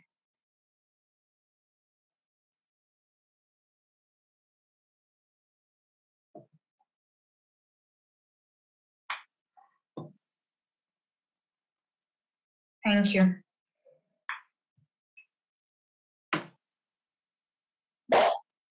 Hello, everybody. I'm Karalambos Panagiotou. I'm the manager of Atlantis Environment and Innovation based in Cyprus. The company was created in 2000 with the main purpose of providing environmental management and environmental legal compliance services. The company is active mainly in Cyprus, but also has done work in several other countries such as Lebanon, Ukraine, Kazakhstan, Cameroon, and Greece. The company is part of a larger group designed to provide integrated services in the field of environment. In addition to environmental management, environmental legal compliance that Atlantis is doing, we have the company PCH projects and the associated companies Greenovate, which are dealing with the matters of promotion of eco-innovation and the technology transfer related to eco-innovative solutions. And Vacuum Cyprus is dealing mostly with the management of hazardous waste. The company has created expertise in several fields. One of those is environmental modeling and assessment. We have significant experience and capacities in water quality modeling, air quality modeling, and environmental noise. We have also created significant experience and know-how in the fields of biodiversity management. Among others, we have done work for the government of Cyprus for work relevant to the creation of Natura 2000 sites, management plans for Natura 2000 sites. We have participated in the desertification risk mapping of Cyprus, and we have done quite a bit of work on hydrology and water management, especially related to climate change. We have also done quite a bit of work on environmental restoration, concentrating mainly on the landfills and waste disposal areas. In addition to the consultancy work, we participate on a regular basis in research programs where we mostly facilitate the exploitation and innovation management part of the work. In some cases, we actually undertake also technical aspects of the project, especially when it comes to environmental modeling and monitoring. The company is staffed with 8 scientists and engineers related all to the field of the environment. And we're also supported by a wide network of external associates, both in Cyprus and abroad. In the BLUE-GREENWAY project, Atlantis is responsible for the capitalization work package. As the title says, the purpose of this work package is to prepare the market or the stakeholders to the largest possible degree to be able to capitalize or use the results. The capitalization can be in the way of commercial use, commercial exploitation, of awareness purposes, of educational purposes. The legalization activity has different types of actions. The first one is, of course, to develop a good and concise set of deliverables to the project. The higher the quality of the results, the best the opportunities will be for end users to actually take them up. Once this is done, however, it is our job through the capitalization workshop to produce those communication tools and to take over communication and dissemination activities so that we inform stakeholders and potential end users to the highest possible degree about the results and the usefulness of the project. This will facilitate taking up all these the tools that will be developed by the procurement stakeholders. We have a certain number of activities in this direction. Thematic seminars and workshops are one type of activity, and they aim mainly to inform stakeholders about the project, its purposes, and the results that we'll achieve. A final event, the same direction, will be organized at the end of the project. Capacity building has to do with developing knowledge and familiarity about the project tools to potential end users. We will, of course, help them to decide whether they or not they would like to use these tools, and we will help them to actually use them once they decide that they will take them up. Certain number of activities and a lot of effort is going to be put into networking. This is quite important because creating awareness and doing events during the course of the project is of course important, but it's only the start. We're going to have to create a long-standing network through which we can promote the tools of the project, and we can support potential end users to take these technologies out. Atlantis is also responsible to support the University of Patras in developing their green procurement tool. The first thing that needs to be done is developing green criteria for the products and processes that the project is going to deal with. We're at this time dealing with eutrophication of coastal waters. So the scope of the green procurement criteria and tool will be the products and processes around coastal areas which pose a risk of eutrophication. And course, once these products and services are selected, we need to proceed with creating green criteria for them. Criteria can be of two types, can be procedural or it can be performance-based.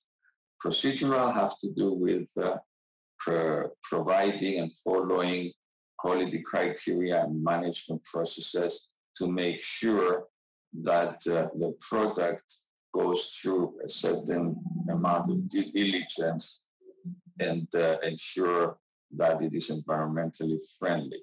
Performance-based criteria are more strict.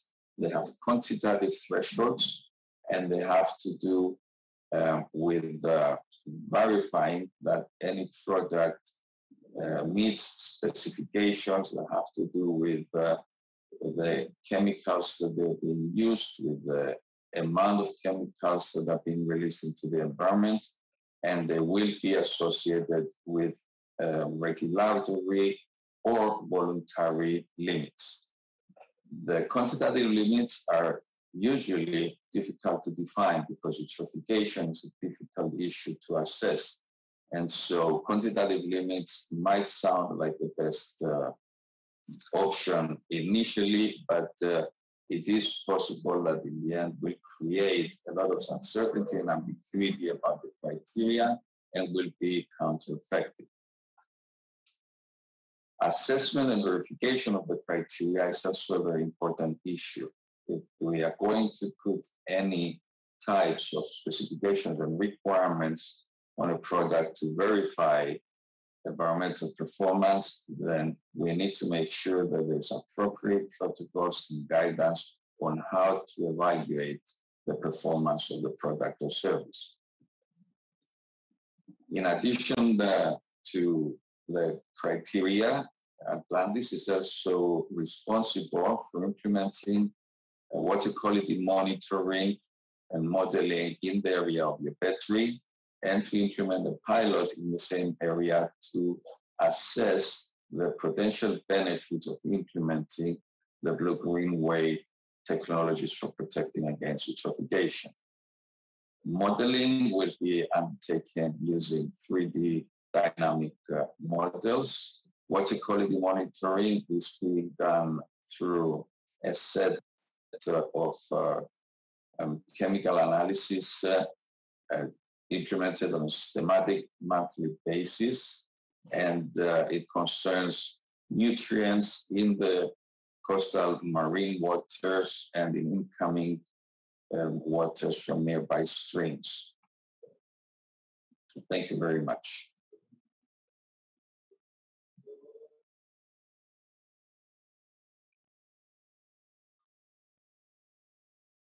Good morning. This is a presentation of Fulcrum Norway for the BLUE-GREENWAY project.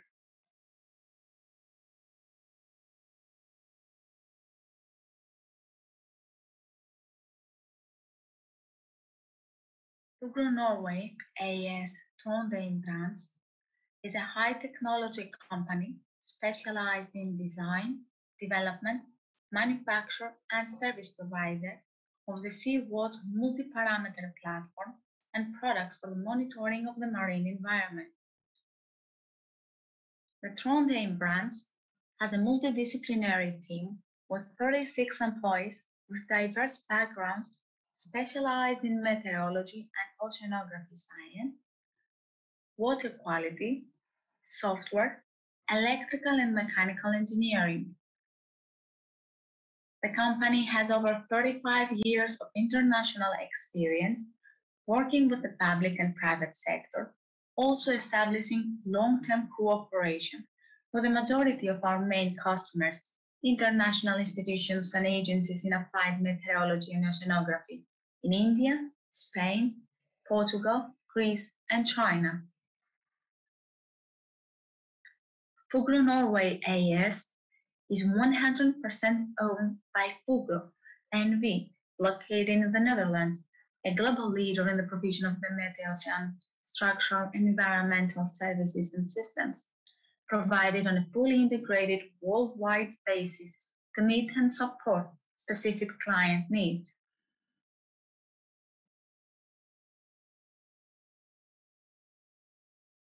The role of Fulcrum Norway in the BLUE-GREENWAY project. Fulcrum Norway is an expertise partner in the project. Fulcrum Norway's main responsibility in the project is working package for water quality monitoring, forecasting, and treatment. In this working package, they will develop, manufacture, install, and implement, together with other measurements and simulation models, an early warning system for coastal areas exposed to hypoxia and anoxia. The system will be placed in a Toliko lagoon and will consist of a floating platform equipped with sensors measuring relevant parameters in the air and in the water column, and communication system transmitting the data in real time to a receiving station. The work consists of the following. A. Development and manufacture a floating platform to receive the sensors. B. Install and implement real-time water quality monitoring data in a Toliko. C. Development of a communication system transmitting real-time data. D. Tuning system to local conditions and personnel training.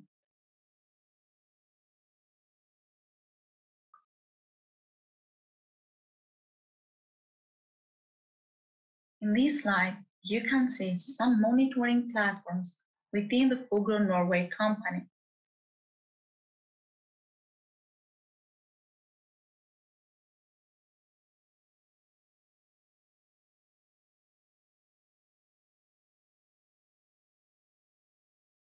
Here, you can see the chosen platform for the Toliko lagoon.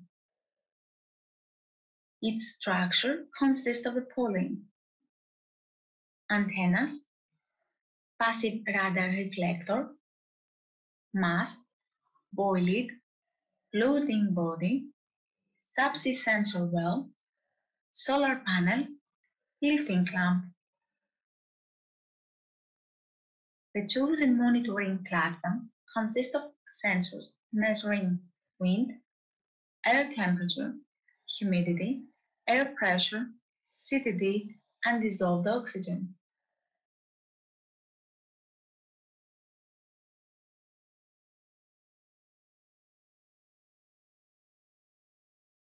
In this slide, you can see the deployment by timing of the monitoring platform SW-MID 185. It is shown the moment when the weight is ready to be dropped within the aquatic ecosystem.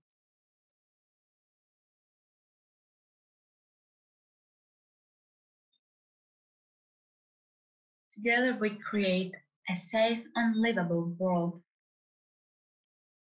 Thank you.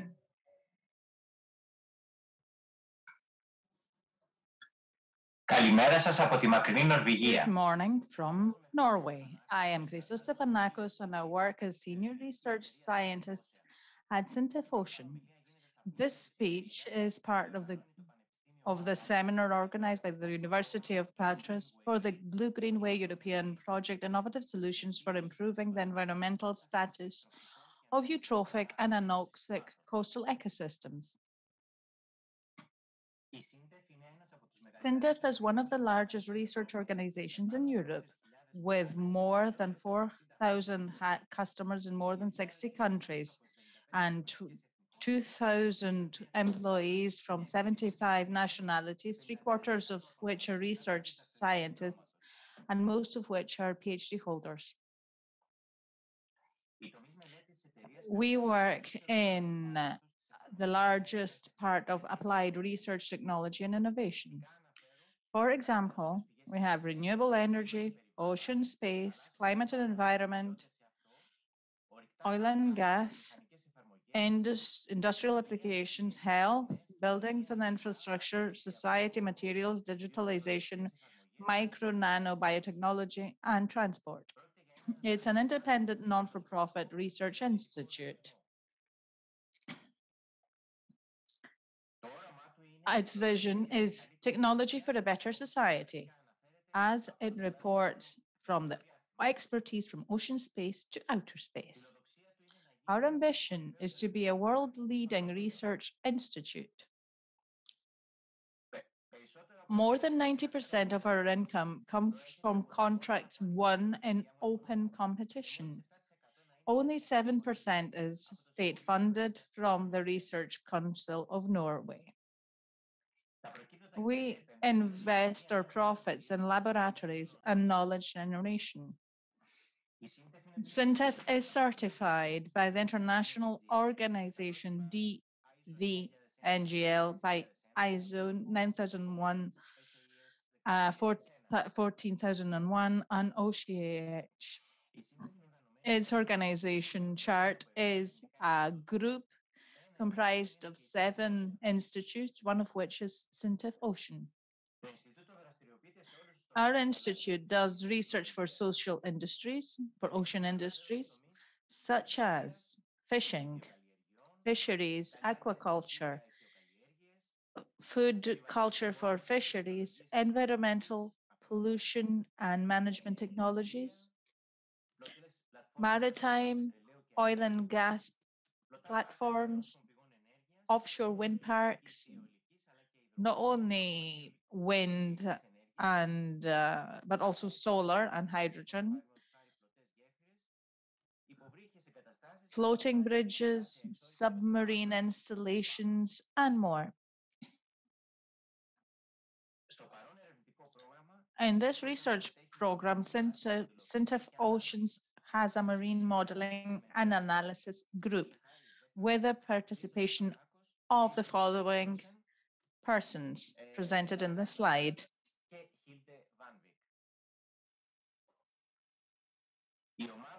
The group has great competence in modeling, analysis, and simulation of environmental data, including, amongst others, ocean currents, tides, waves, wind temperature, salinity, density, oxygen, phyto and zooplankton, algae, etc.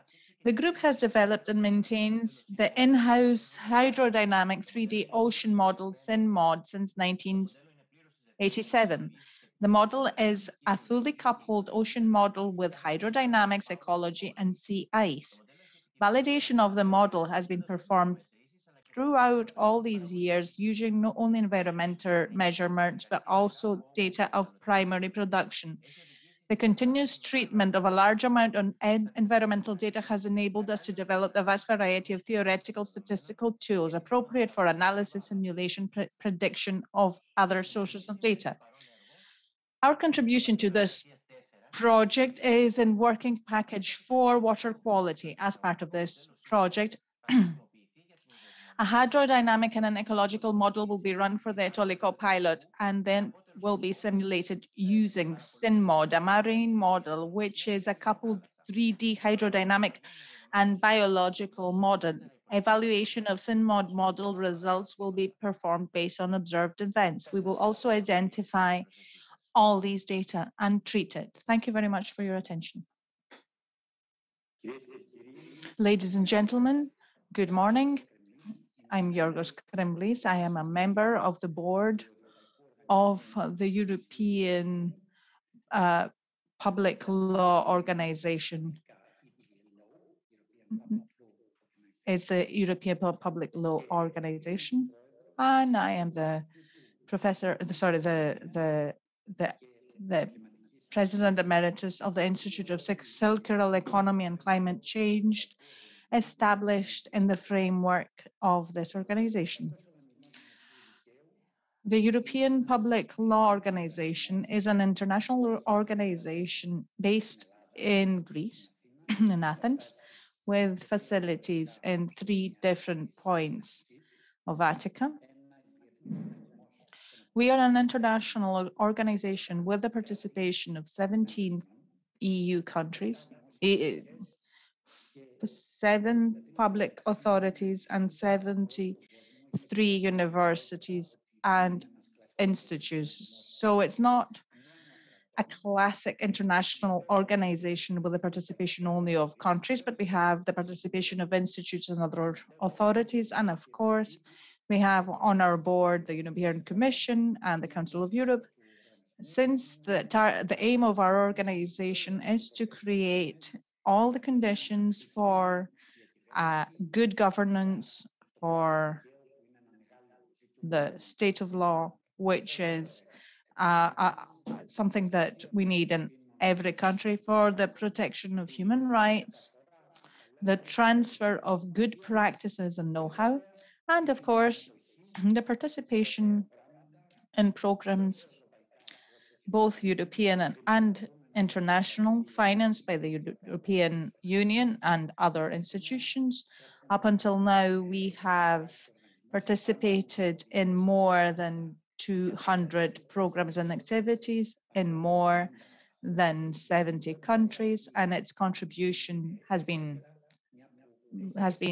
important because it has this unique feature of having the know-how through a scientific personnel that is of very high quality, with extensive expertise in public law, in climate protection, in environmental protection, in sustainable development goals, the EU Sustainable Development Law. And of course, the Circular Economy Institute is one of the institutes that promote all issues that are high at the top of the agenda of the EU with the Green Deal and the climate law, given that the circular economy is the vehicle through which it can help achieve the goals of the Green Deal and of the climate law. So in this sense, the Public Law Organization, the Circular Economy and Climate Change Institute are reliable partners for participating in such programs with recognized added value. And obviously, we would like to see a collaboration with you to manage to have successful outcomes for these initiatives and this program. Thank you.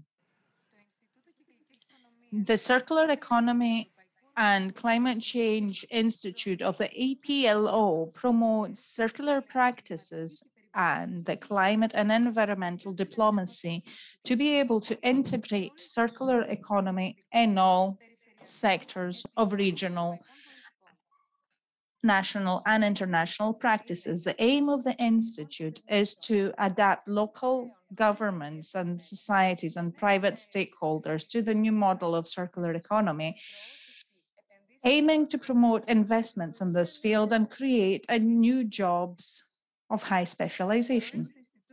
The role of the Institute is to offer technical help, to promote best practices in the circular economy, offer environmental consultancy services, manage finance projects by the EU, and public and private investment in green growth and the blue economy, to offer legal advice and legal representation in all environmental issues in cases of environmental breaches and penalties. At the same time, within 2022, the Institute is co-organizer of the Greek Hausatos as part of the Davos World Economic Forum, where it aims to highlight the national policies at a global level and to achieve synergies as part of the BLUE-GREENWAY project.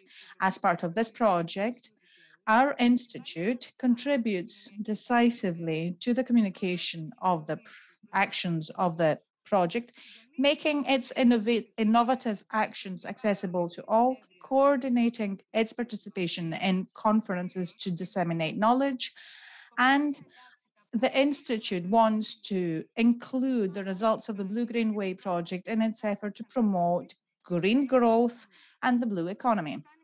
This will be managed in two ways: by contributing to formulating policy proposals that will come through the results of the project, and using the Circular Med Forum, where it will invite all stakeholders and representatives of civil society and other authorities to discuss issues of green growth and the blue economy, in the context of which discussions we will promote best practices based on the deliverables of the project.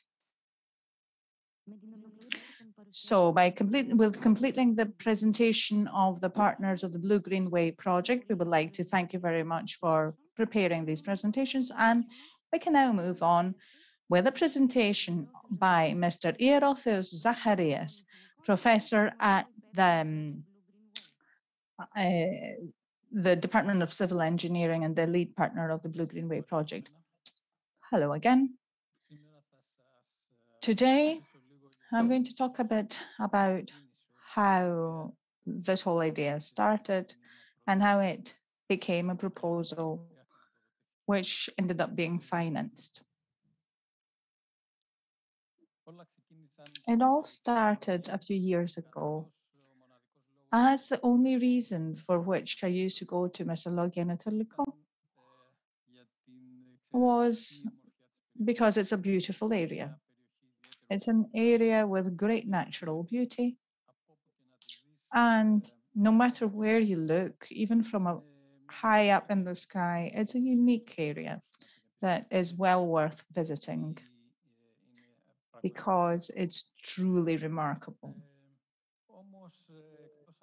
But apart from its beauty and the lovely fish we can enjoy, I realized that it has a lot of problems, much like any other area, and these problems started popping up in newspaper articles throughout Greece, such as in the Vema, which stated that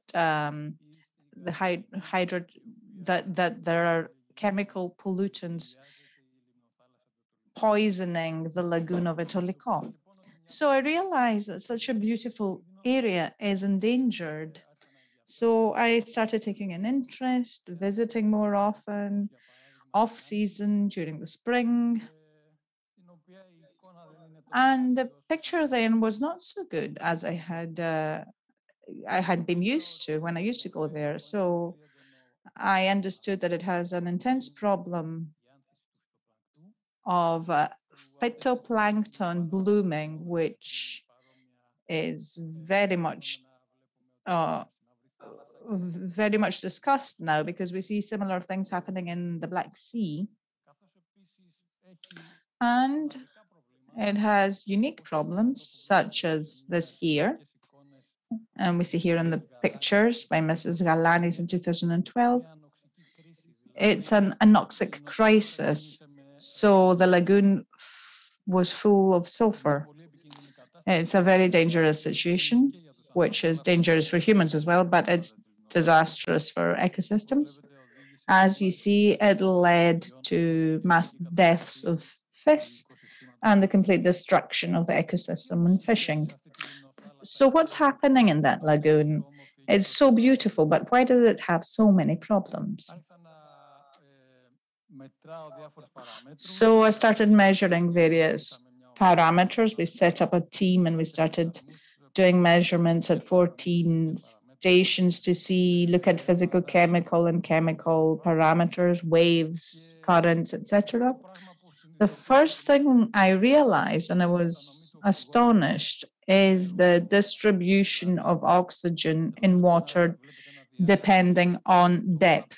We see a diagram with depth in the x-axis, and we see that under 7 meters, in all 12 months of the year, there is no oxygen, which means that nothing lives. It's a dead area. So under a certain depth, there's nothing. Apart from that, that's not the only bit of bad news. When there's no oxygen, as you see in this chart, the black line is the oxygen, the red line is hydrogen, sulfur. So as oxygen goes down, so that goes up. So there's an important problem of eutrophication and of chemical pollution. So it started in this way. So I started doing measurements throughout different months of the year. On the x-axis, we have the time, and on the y-axis, the depth. So with black, we see the lack of oxygen, which, as you see, covers a great depth of the area throughout a very long time of the year, throughout the year. It's a permanently anoxic area, and the anoxicity from the depth of 7 meters. Apart from the time, I saw that the volume of anoxic water accounts for 50 to 55% of the water of the Etoliko lagoon. So it's dead. Did this always used to happen? Or is it a new thing? In 1970s, as we see in literature, Leontares measured anoxicity at 17 meters, and only 17 of the water was anoxic. In 1995, Silovakos measured 55% as anoxic, and in 2004, Halkas said that 65% is anoxic, which means that the anoxicity is rising. But what's happening? Let's see, is that a problem unique to Etoliko?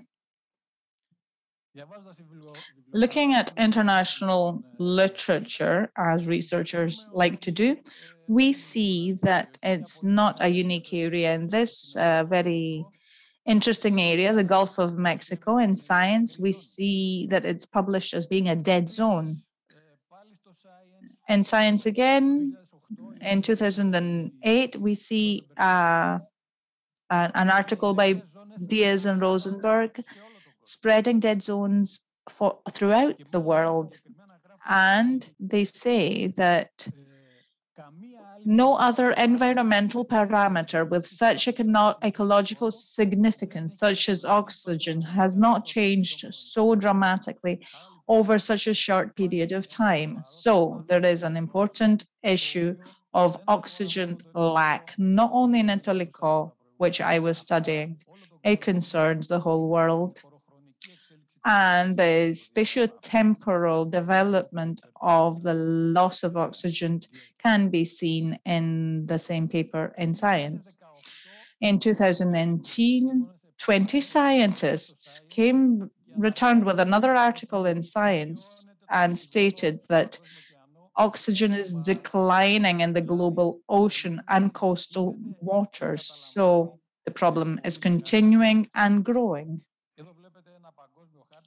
Here we see a global map showing hypoxia, anoxia regions.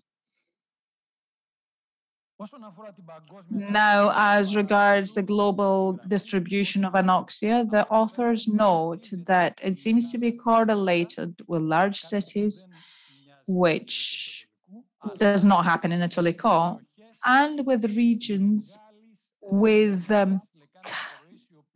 river catchments, which have a lot of salts. So does any of these things happen in Etoliko? Yes. If we have a look at the catchment of Etoliko, we see that apart from the eastern side, which has an intense hydrographic network, on the western side, it has very large irrigated areas, which through the pumping stations created, flow out all their drained waters to the lagoon of Etoliko. So indeed, we're talking about large quantities. Only D6 in Etolika releases 12 million cubic meters of outflows from the irrigation systems. So Etoliko is a characteristic small case, like larger areas such as the Black Sea or the Baltic, which have exactly the same problem, but in Etoliko, because it's smaller, the problem is much bigger. So the production of pollutants is much greater. But what caused this problem? What created the situation? It seems that the cause is eutrophication and some other wrong things that have happened in this area, about which we're going to talk at some other point. What is eutrophication? It's an increase in primary phytoplankton, which finds a lot of food because all these salts are exactly what they need to grow. So what happens? It blooms, it covers the surface, as I showed you in the photographs. It then falls down, decomposes, and binds oxygen to decompose. So we have a condition, as Mrs. Pirikaki said in the morning, of a poor condition, and we see here various indicators. This is the Coastal Waters Index, that the water quality in Etoliko is bad, not even moderate and not good. Is this dangerous? Is there something we can do about it? Let's go back to our favorite hobby, reading literature, and we see that in Nature, the journal,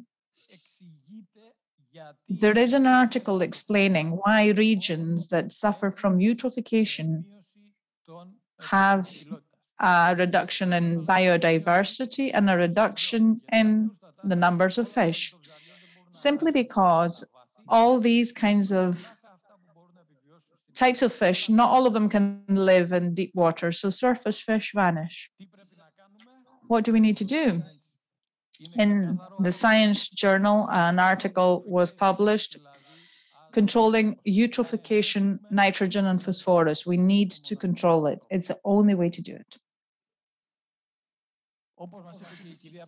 As Mrs. Pirikaki said, we do have laws on this, which paves the way. And in England, they seem to have chosen this way I'm going to describe now. They understand that they cannot meet the targets of the directive. It's impossible. As it's impossible, as Mrs. Pirikaki said, to make exceptions for all the water systems. So if they see that they can't meet the targets, to exempt them all. How can we exempt them all? It's impossible, because eutrophication is truly a big problem for all countries. So in England, they decided to apply restoration methods that make the things faster. So they won't leave nature alone to restore itself, but they will try to help it. What are the proposals of the BLUE-GREENWAY project for this? There are two targets: to control the production of phytoplankton through the control of nutrient salts, so trying to control all phosphorus and nitrogen as much as possible in order to reduce the production of phytoplankton, and secondly, to improve water clarity so that we can have photosynthesis, and this photosynthesis will create oxygen. Because the problem is that phytoplankton makes water darker, you can't have enough sunlight for photosynthesis, so then we have anoxia. So the proposal is to neutralize phosphorus and nitrogen. So we see on the left, for example, a bloody area with lots of phytoplankton. We need to manage to have a clear area This what we see here is called a Secchi disk. It measures water translucency in the sea. So you see how clear the waters are. So if we could find some materials that, when placed, natural materials, when we place them in the water, will manage to absorb these pollutants so that these nutrients are not available to phytoplankton and we don't see such phytoplankton growth. What are the actions of the project? We need to monitor water quality. As we saw earlier on, there will be a device will be placed in a toliko. It's a high quality, high accuracy, resilient device, because we're talking about an area with anoxia and nitrogen. It's a difficult conditions for sensors. So we believe that in this way, we will manage to monitor water quality and the height of anoxia. So we will be able to see if we have a rise in anoxia, so if we have a decrease in oxygen. With the help of SINDEF and the numerical models, we will be able to see how water renewal will be increased. So if we have more clear water entering a toliko to increase water quality. An early warning system. So this sensor will be connected to a center that will provide information where anoxia is too high, and in combination with meteorological data will raise an alarm to warn that there might be an anoxic crisis in the area, as I showed you with the yellow water in the lagoon. There will be a series of proposals for materials that could be very suitable for the area and in general for other areas, depending on the quality of water, so that they can absorb nitrogen and phosphorus and limit their bioavailability to phytoplankton. There will also be proposals for the depollution of drained water from pumping stations that throw in a lot of water with phosphorus and nitrogen, and of course actions in the hydrological area to reduce pollutants from the hydrological catchment to the area. So people need to learn that nitrogen and phosphorus are elements that need to be limited as much as possible, because they might be good for land, but they're bad for the sea. So a combination of actions at sea and on land, we believe that will help to address this problem for the area of study and as a methodology for the restoration of eutrophic areas. Thank you.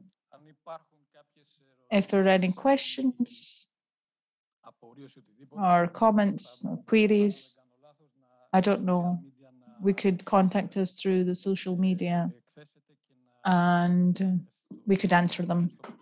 Thank you. Thank you very much, Professor Zacharias, for your presentation. At this point, I would like to invite Mr. Ioannis Manariotis, Professor of the Department of Civil Engineering, who is going to talk about the removal of nutrients from treated wastewater and irrigation water with innovative methodologies.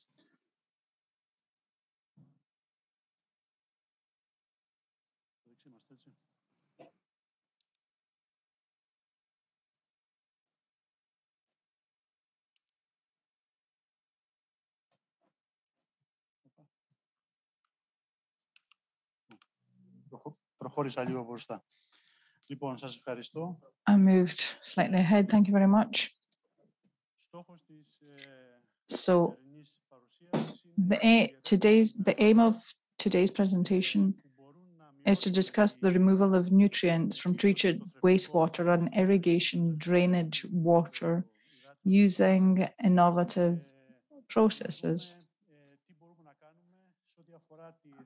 and to see what we can do regarding pollution from point or diffuse sources. We all know that eutrophication is caused by nitrogen and phosphorus. One of the main sources is point sources of pollution, such as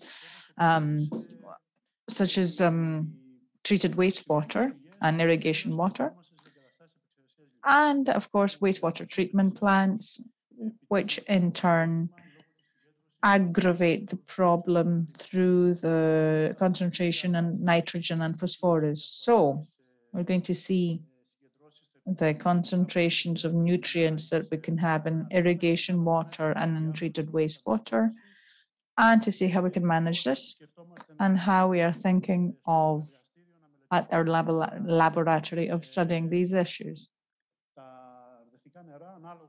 Irrigation water, depending on the season and the crops we have large concentrations of nitrogen and phosphorus and other elements. We see here some values from an area in Western Greece, Agoulinetsa.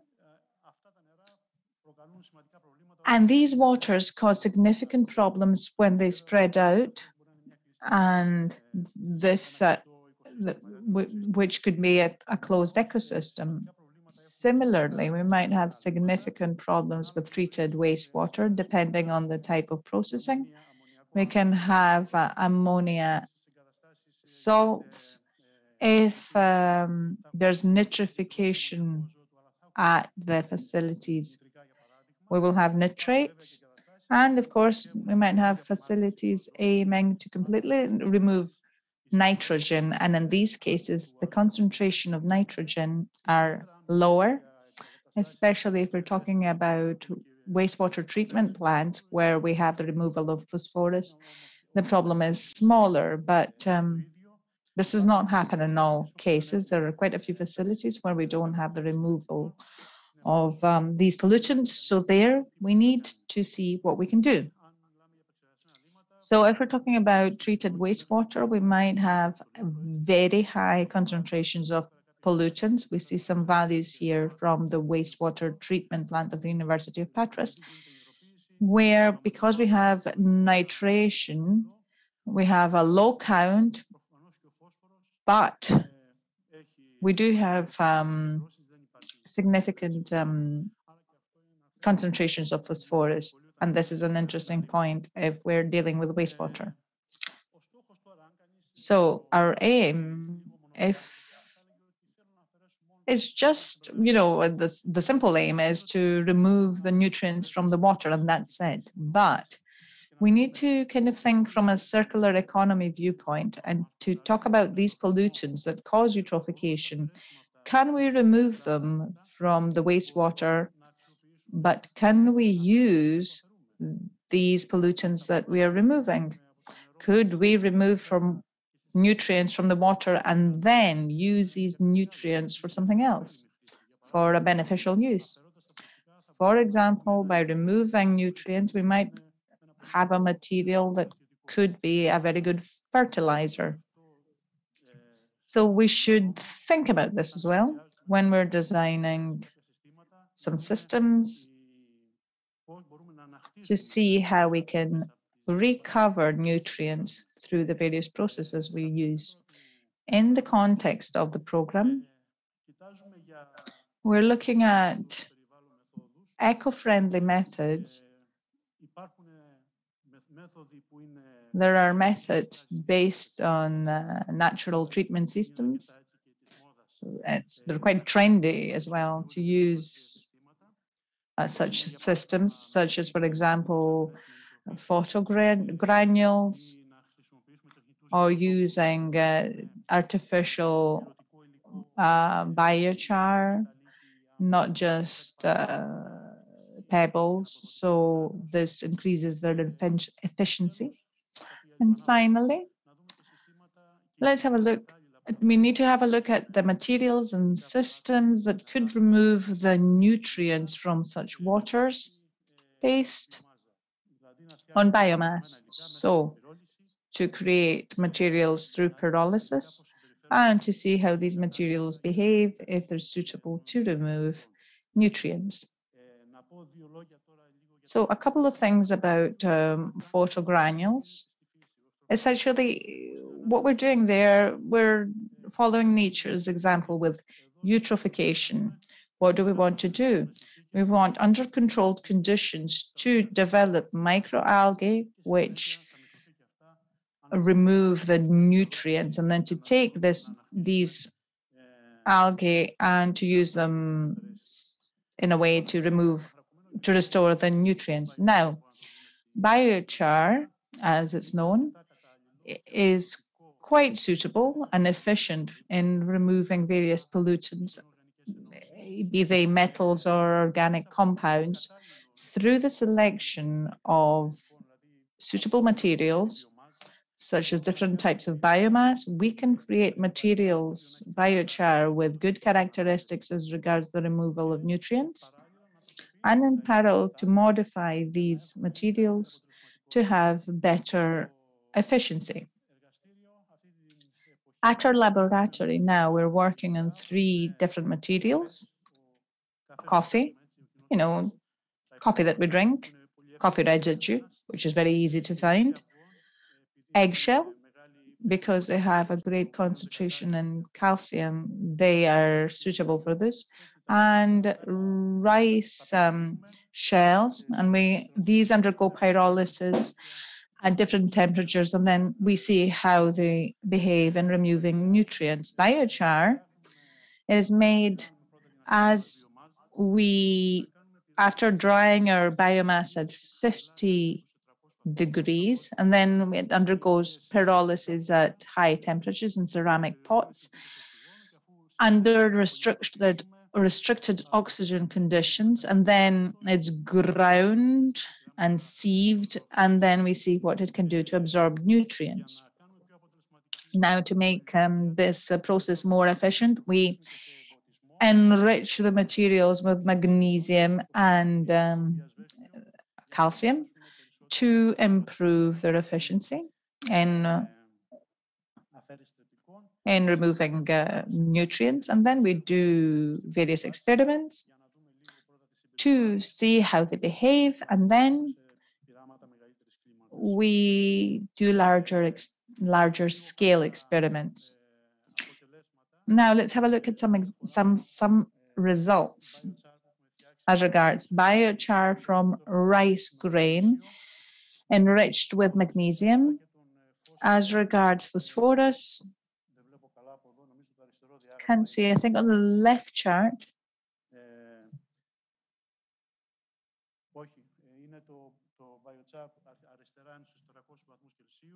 the biochar on the left is at 400 degrees and on the right at 800 degrees.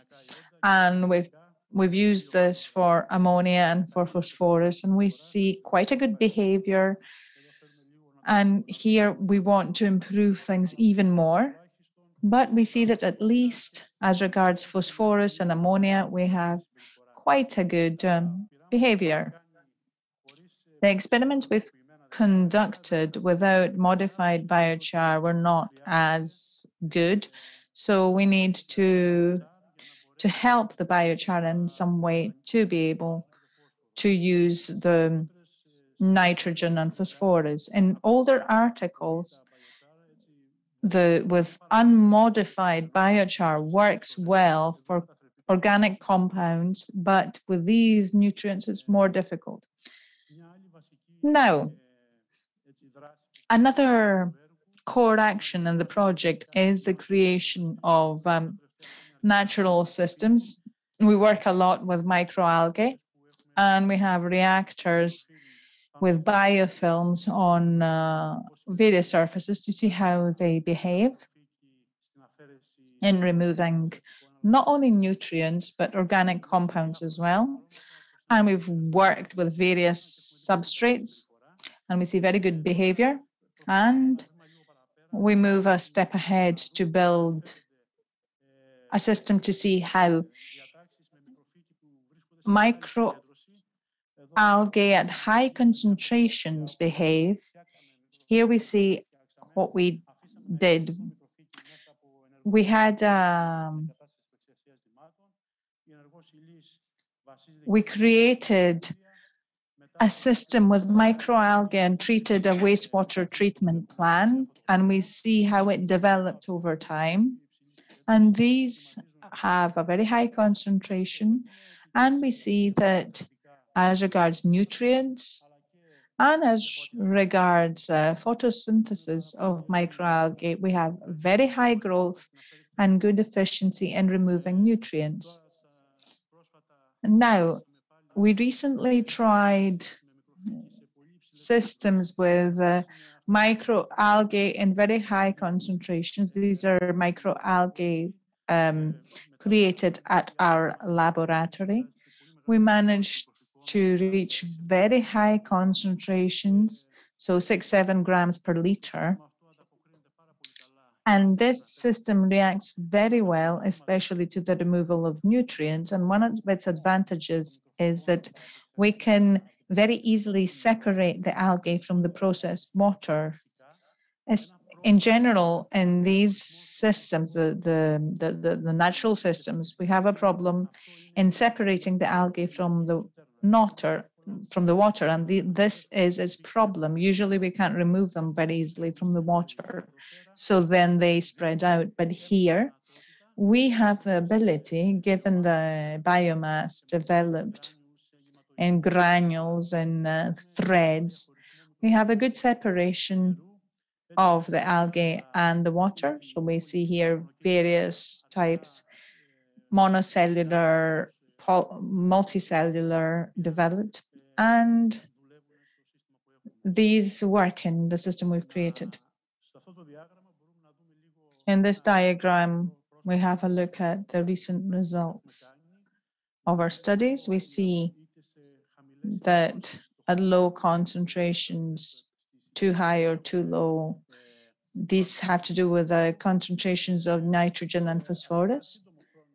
So in a short period of time, in this natural processing system, we manage quite a good percentage of removal of phosphorus and of nitrates. It seems that the system with right adjustment could be quite a good low-cost system to reduce the concentration of nitrates in irrigation water or wastewater, treated wastewater, to remove nutrients. Based on results so far, we see that modified biochar have quite a good result in removing phosphorus and nitrates and nitrogen. And then we're going to have more experiments to see how we can improve the nitrate removal mechanism. And the microalgae we use have very good sedimentation characteristics, and it's very easy to remove them from the water. As regards what we're going to do in the future, we want to optimize the removal of nutrients at low and high concentrations with biochar and modified biochar to see how microalgae behave in tanks, so to build a system that could operate to improve the quality of treated wastewater and the removal of nutrients from irrigation water. And the third aim is to see how we could improve, to integrate a system based on artificial wetlands to remove nutrients from treated wastewater, so to create and operate an artificial wetland that, apart from natural materials will also have biochar, and we will see how this best works to create a natural system that will be able to work on site and, for example, to accept water from an irrigation channel and to allow better removal of nutrients. Thank you. Thank you very much, Professor Manariotis, for your presentations. Are there any questions from here or from our attendees online? I think not. So we can move on with the last presentation of today's event, which is by Professor Yorgos Stefanidis from the Department of Civil Engineering of the University of Patras. He will talk about the procurement system and the design and development of the e-procurement tool. Thank you very much. I'm waiting for my presentation to load.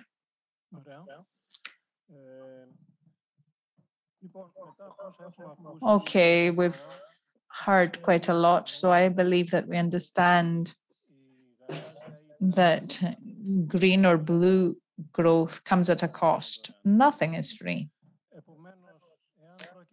So, if we are to use resources on energy, we need to take into account the need to use tools, suitable tools, that will result in getting what we want, so growth, green and blue growth with respect for the environment. In the first part of this presentation, we will see why it's useful to have a green e-procurement tool. Here we see the need to monitor this green procurement system from the demand and from the supply side. So, on the demand side, we see exactly what green needs are from users. We heard about who could be a user as regards the following problems. So at this point in demand, we need to promote ecological innovation through new methods.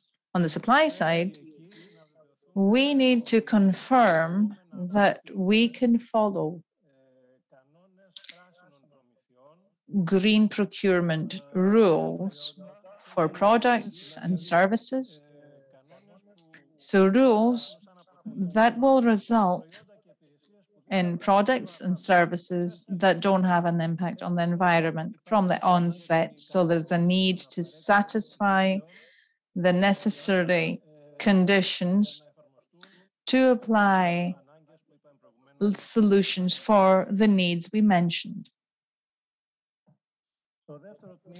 Now, the second part of the presentation will discuss tools for green electronic procurements, which might be useful for the above purposes. Now, these tools can be divided in four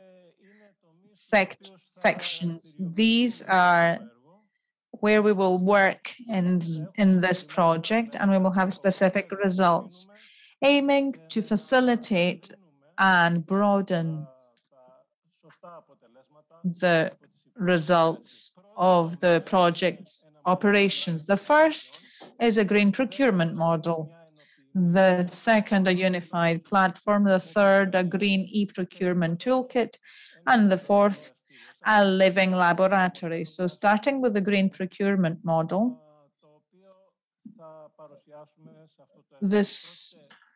for this project.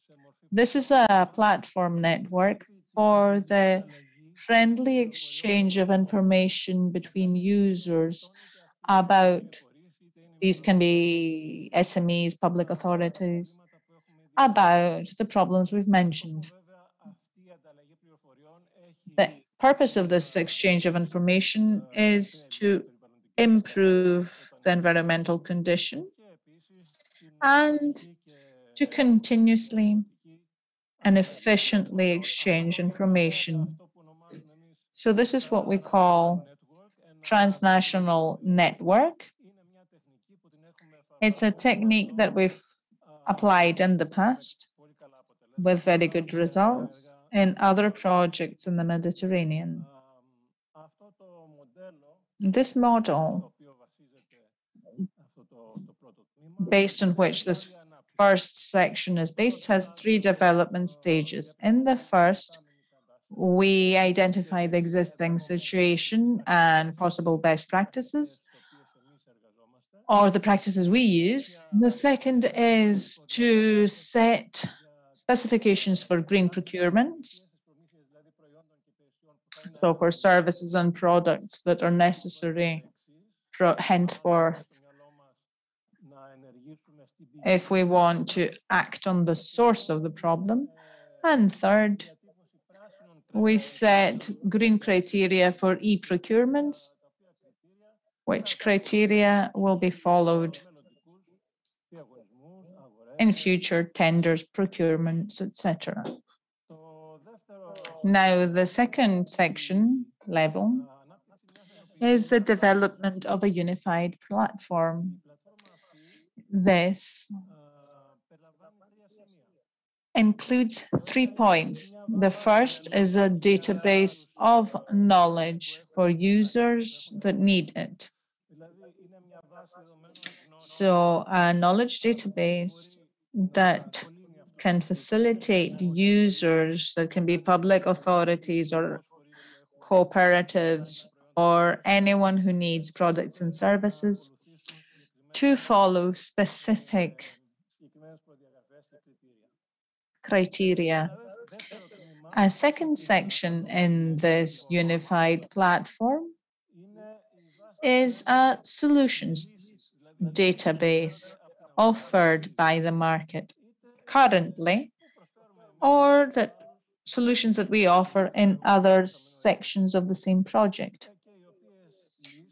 And these solutions can allow for options to be available from suppliers, which are usually SMEs.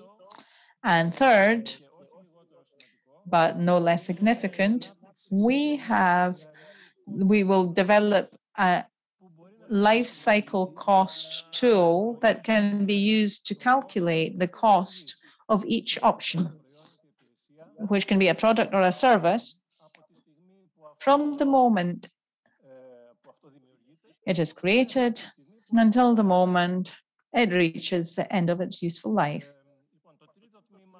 The third part I mentioned has to do with the green e-procurement toolkit. Let's look back again. I talked about the model, the platform, and now we're looking at the green e-procurement toolkit. So this toolkit has also 3 development stages. First, the parameterization and upgrading of the existing tools, then the development of manual and the unification of solutions so that all our proposals can be used by the users, who can be very advanced technologically, or they can be simple farmers. So the third stage is the creation of a green e-procurement toolkit, which can be made available online and will offer smart features to be usable easily by users. This is very important. Then we will have the living laboratory for knowledge dissemination. Living laboratories in general facilitate performance in the development of other systems because they oblige users. And this could be a living laboratory here today if we had the time and perhaps the right temperature to have a discussion.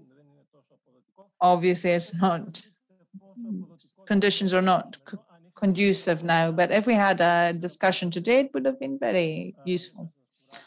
So I'm not going to tire you anymore. So this living laboratory aims and has us to have a great performance because participants will delve into the subject by participating actively. And we as organizers return to this with further meetings, taking into account what everyone has said. So now we reach the end of the presentation, which concerns the integration of applied e-procurement tools from previous works we've conducted in other sectors that relate to the environment. So this is specifically apart from the project, the Blue Farmers Map project we talked about earlier on. We can talk about the GRASP and the GRASPino projects. And there's another one that's just been approved, GRASPino Plus, in which projects we have developed methods to support, as we said, public authorities and SMEs. The public authorities to understand how they can seek what they want and not something else. And on the other hand, for SMEs to see how they can truly take part in tenders where they will support their own products that are good for the environment without being afraid that other companies will offer lower prices to achieve, to sign the deal for their own products. There are such tools. I'm only going to show you some pictures here. We have a server at the Department of Civil Engineering. We have more and more users added and use these tools. I'm just showing some pictures, which can be used even for tenders. If you enter your name and your needs, and you select from the database, as we have databases, so you see what you need. Based on your needs, through the server, you can print your application for a tender in various languages. So this kind of goes straight into the tender. And here we see various other ones. So finally, I'd like to remind you of the importance of using living laboratories for disseminating knowledge. This is important because collaborative structures that transfer knowledge act towards the best performance of collaborations between users. And this means that findings can be converted into sustainable solutions and results that can be capitalized and that can be sustainable. So after the end of the project, society can continue from this point onwards, embracing the results and embracing them in a way that will show that these results have been understood and in a way they have changed the life of society and the way in which people operate so that we can face the problem at the source as much as possible. Thank you. Thank you very much, Professor Stefanidis. Do we have any questions from the audience here or online?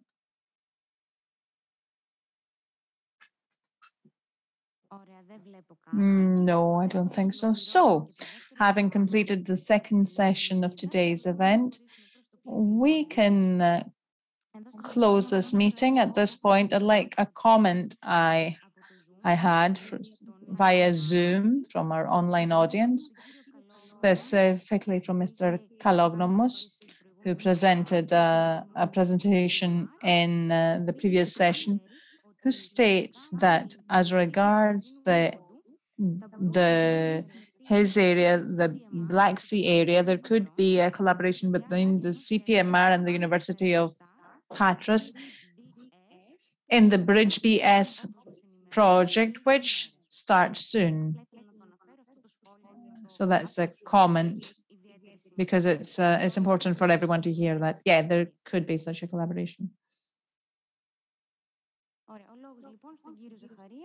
So, Professor Zacharias, the floor is yours. It's time to finish this seminar, and I would like to wish that this seminar is going to be useful for those who attended. There will be results and proposals that will be gathered in the proceedings of this seminar.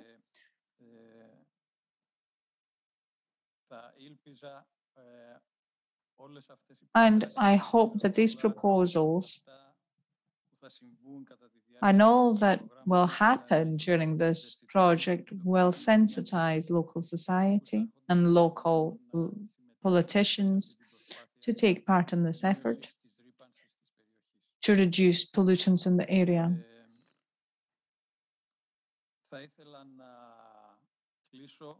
I would like to finish by thanking everyone who has attended in these conditions of the pandemic and of the heat wave, and still you're here with us.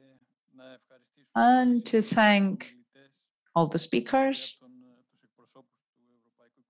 the representatives of the European Economic Area and of the local authority, the region, the municipality, of course, all the speakers,